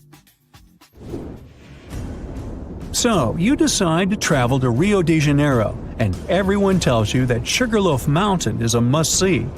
When you spot the mountain from a distance, you realize that the stone has a cavity. But around noon, the whole view changes. The shadow in that cavity takes the shape of a bird, an ibis to be precise. A local legend links this bird shape to the ancient Egyptian deity Thoth, as if the ancient Egyptians once visited Rio de Janeiro and were somehow inspired by the natural phenomenon. But it's probably just a big coincidence. I mean, literally. The real mystery, however, lies in the waters around Sugarloaf Mountain. In the 80s, archaeologist Robert Marks got a tip from locals about a treasure hidden beneath Guanabara Bay. He dove in and found quite a few Roman amphorae. You know, those ancient vases with 2 handles? His discovery could potentially provide evidence of a Roman shipwreck that might have reached Brazil 17 centuries before the Portuguese even set foot there. However, he couldn't proceed with his research, and to this day, the idea of the Roman presence on Brazil's coast remains uncertain. The true location of Cleopatra's tomb isn't the only ancient Egyptian mystery. Many secrets are carved into the walls of ancient structures, like in the Temple of Seti I. Take a close look at this hieroglyph, and you'll notice that it resembles a modern-day helicopter. Look to the right, and you'll see an engraving that looks like a submarine. Odd, right? The most reasonable explanation for this has to do with the legacies of different rulers. When a new pharaoh came to power, they had their own hieroglyphs added over the original ones. But this is still a topic of debate, as some Egyptologists believe that these mysterious hieroglyphs may represent some kind of ancient technology. The same applies to the Dendera light.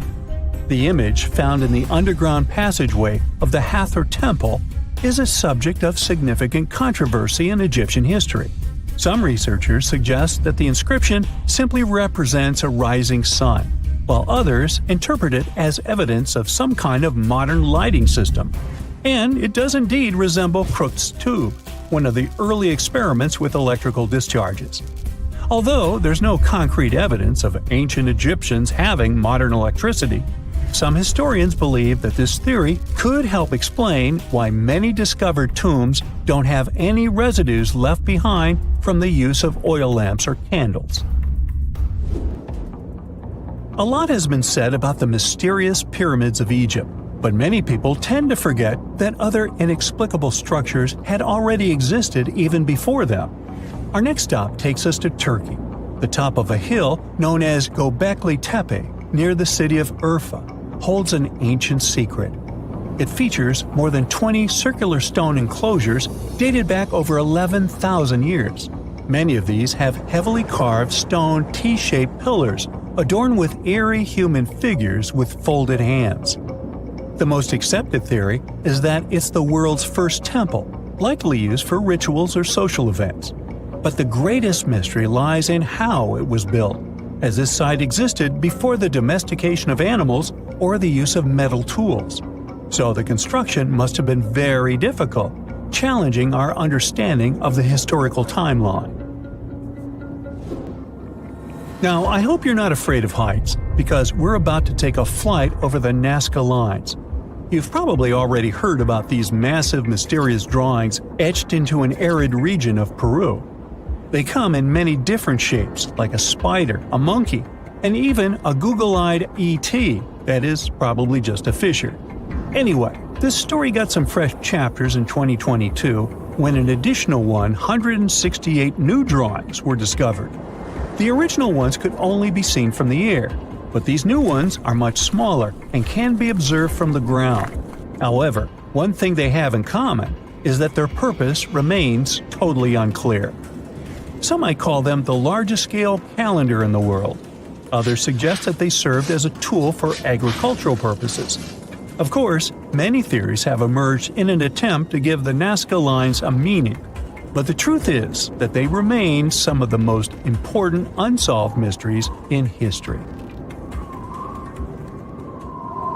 The ancient Indian texts mention beautifully decorated chariots or entire palaces called vimanas that could take off and, in a matter of seconds, fly away as far as space.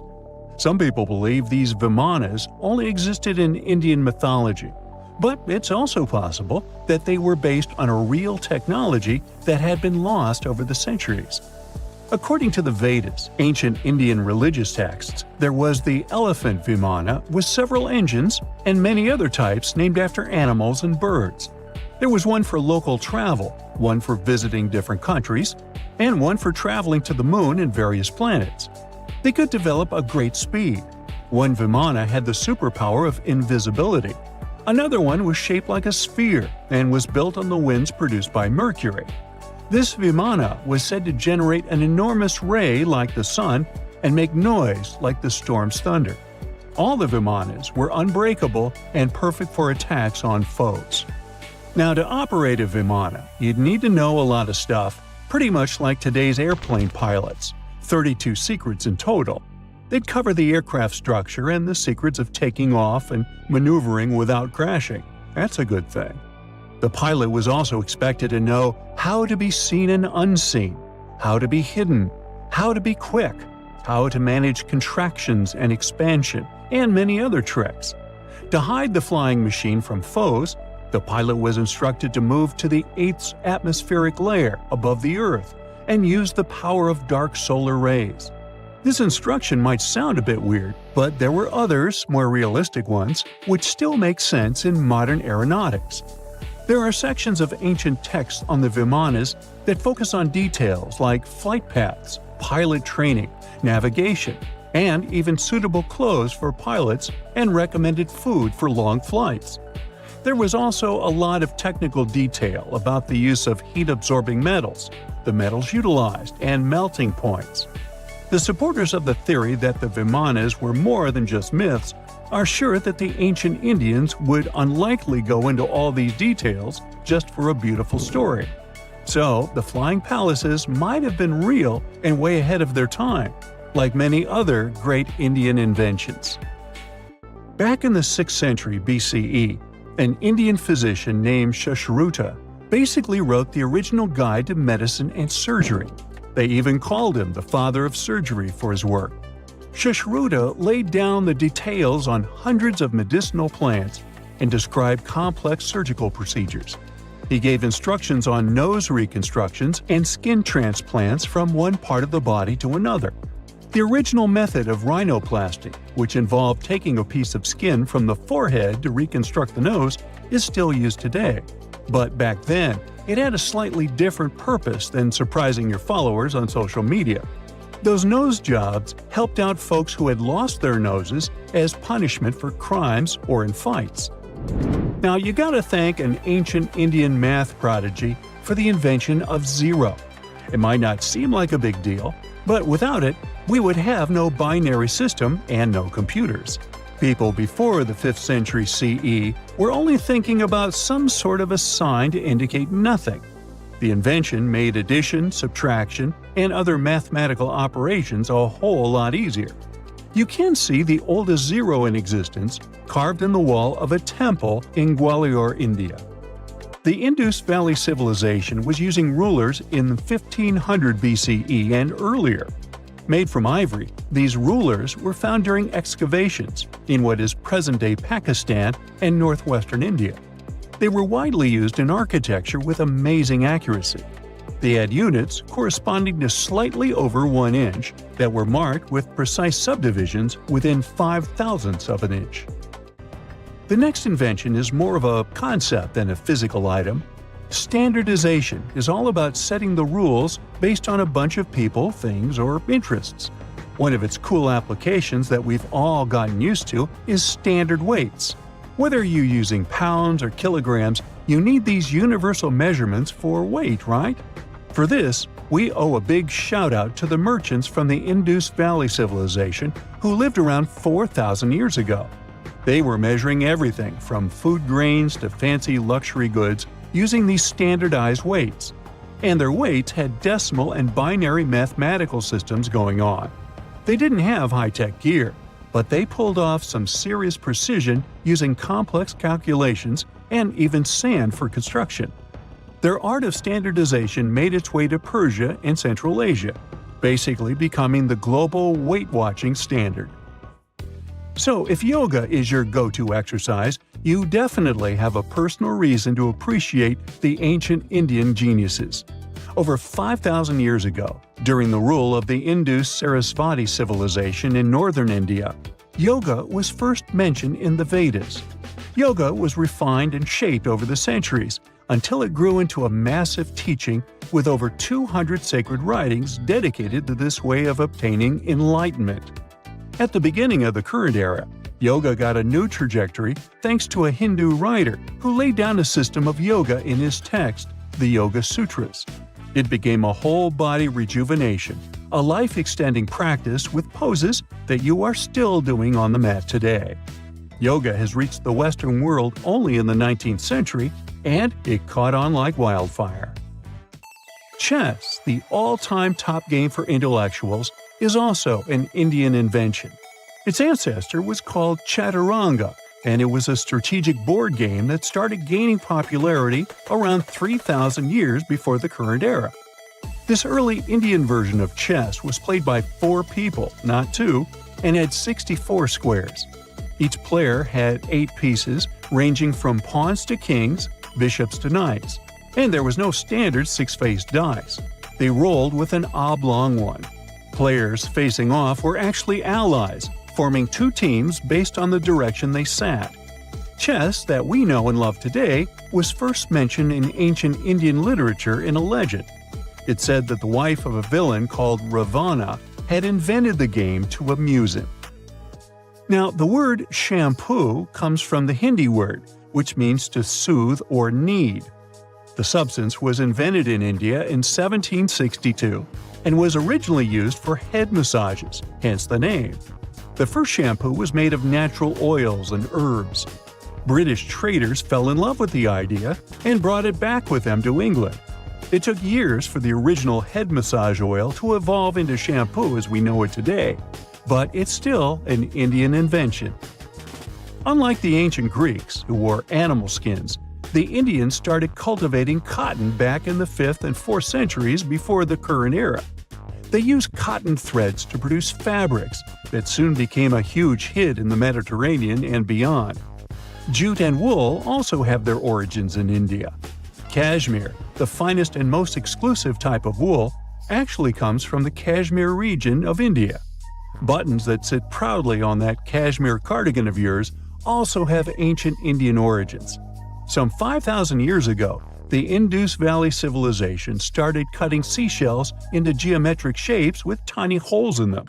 First, they were just decorations, but then people started using them to fasten clothes. Now, when you think about radio communication pioneers, Marconi's name usually steals the spotlight. He got a Nobel Prize in Physics in 1909 for his groundbreaking radio work. But there's an unsung hero in the radio waves game, and his name is Sir Jagdish Chandra Bose. He spilled the beans on radio communication way back in 1895. He shot an electromagnetic wave across 75 feet at the town hall in Calcutta, and it went through walls, rang a bell, and even set off some gunpowder. Marconi took a page from Bose's book, using his invention, the Mercury Coherer, as a blueprint for his own two-way radio. Bose didn't patent his genius creation, so he only got his credit a century later.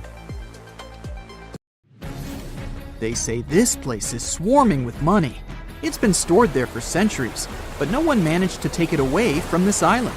Treasure hunters have been bewitched with this place since 1795. Many people have tried their luck looking for the treasure that could be hidden there by the Spanish pirates or even by the Knights Templar. But today, it's impossible to get there, as it's a private place, so all you can do is book an ocean tour around this island. Otherwise, you can take a peek at it in a TV reality show starring the Legina brothers, Rick and Marty, who are a team of enthusiasts looking for the treasures of Oak Island in Nova Scotia, Canada. Yeah, seems like there's no place where TV producers can't get to. One of the most famous discoveries out there was the so-called Money Pit. Despite the promising name, it wasn't full of money. Now we have to jump to 200 years ago. The Money Pit was first found by a 16-year-old kid in 1795. One day, Daniel McGinnis went fishing at Oak Island. He saw a tree there. Unsurprisingly, it was an oak, and it had weird markings. They didn't seem to be natural, so Daniel decided to check the area. He then saw a sunken patch of ground and started digging immediately. His two friends helped him out, but instead of treasures, the guys only found logs placed underground at regular intervals. It looked like a place where someone could hide money or jewels, but nothing precious was found. However, there was something curious down that pit. Someone found a granite stone there, and it had an engraved inscription on it. There were many attempts to decode it, but most of them ended up in failure. There's one translation though, and it says, 40 feet below, 2 million pounds are buried. Yeah, McGinnis and his friends should have dug harder. The next fun thing about the Money Pit is the coconut fiber found down there. They say that large amounts of this fiber were found at a depth of 60 feet. It may not surprise you, but I have to remind you of one thing. Oak Island is in Nova Scotia, Canada. Coconut trees do not grow there. The nearest one is about 1,500 miles from Nova Scotia, which makes it obvious that someone brought this fiber purposefully. Researchers came up with an idea that coconut fiber could have been used to make ropes and lower all the treasures down the pit. Next up, we have not one, but two mysteries. In the late 1800s, the Oak Island Treasure Company was thoroughly inspecting and excavating the island. Everyone believed something enormous was hidden there. These guys managed to drill 153 feet underground. That's like 15 stop signs stacked one on top of the other. You might have guessed that they didn't find pounds of gold and diamonds, but they found a manuscript. There's a theory claiming that it's one of Shakespeare's lost manuscripts. Some scientists believe that it was hidden there by the writer and scientist Francis Bacon, the true author of Shakespeare's works. Yeah, rumor has it was Francis and not William who wrote all the plays and sonnets. But there's no proof it was really so. The Money Pit may be the most popular shaft on Oak Island, but it's not the only one, and it's not the first. Before the Money Pit discovery, treasure hunters were drilling at Smith's Cove. While damming there, they found a wooden piece. It was a U-shaped formation that had Roman numerals. After a more thorough inspection, the specialists realized it was supposedly dated to 1769. The Money Pit was discovered 26 years later.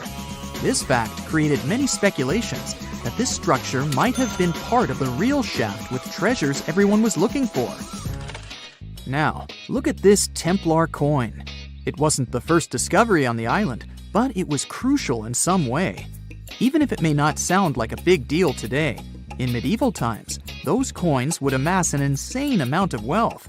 They were typically stored in European fortresses. For the treasure hunters, this coin was a sure sign there was more to be found on the island. The logic is simple. If there's one coin of that kind, there must be something else. And they were right. It wasn't the only Templar discovery. On the southwest shore of the island, a crossbow bolt was found. Experts say it dates back to the 13th century. But, once again, that wasn't something the treasure hunters were after. Some more coins were found on the island. Rick and Marty Legina retrieved this precious piece from a swamp. The coin is made of copper, and this time, it originated from Spain. When it was found, the Legina brothers could only see the number 8 engraved on it. But later on, some experts studied this coin and claimed it was made sometime around the 17th century. They managed to clean it well and saw the date 1652 engraved on the back of this coin. There's a theory stating that Spanish explorers found some treasure but hid it instead of taking it to the king. So maybe this coin just dropped out of the chest full of coins and jewels and is part of the treasure everyone was after. Or someone could have accidentally lost it while looking for the treasure. Who knows?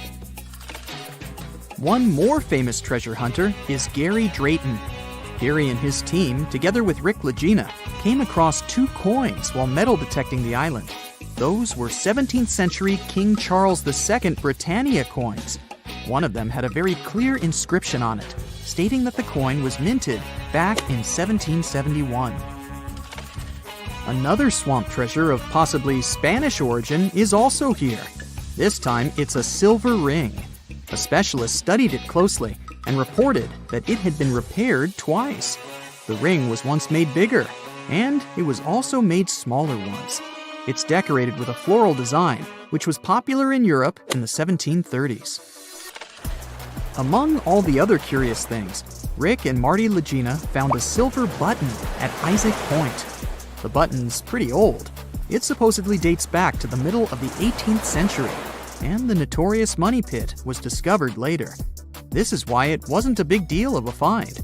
It could simply belong to some farmer peacefully raising livestock on the island. There's no official record of any chest full of gems and coins found on Oak Island, but enthusiasts did find some jewels there. First off, the team found a brooch with a magnificent red gem. They mistakenly thought it was a ruby, but a professional gemologist stated it was a garnet. The piece was made of silver, and it's pretty old. Experts believe it was made around the 15 or 1600s. Another brooch they found didn't have any gems on it, but it had an intricate design. It's a brooch with a leaf design and an ornate rope. There are 13 branches of the leaf, which instantly created more mystery to the whole treasure hunting. First off, there's a carving with a 13-branched tree on a rock on the north shore of this island. What's more, many people believe that the number 13 is important to the Knights Templar. The enthusiasts also found a brooch not far away from the place where Daniel McGinnis, the guy who found the Money Pit, lived. The brooch was shown to a professional gemologist, Charles Luton Brain. He had to break it to the team that there were no gems adorning this piece of jewelry. In fact, The stone that seemed to be a gem was just a piece of glass. It was processed using a special technique though, so it was leaded glass. The enthusiasts decided to study the brooch even more and found out that part of the brooch was made of gold. The specialists claim that the brooch dates back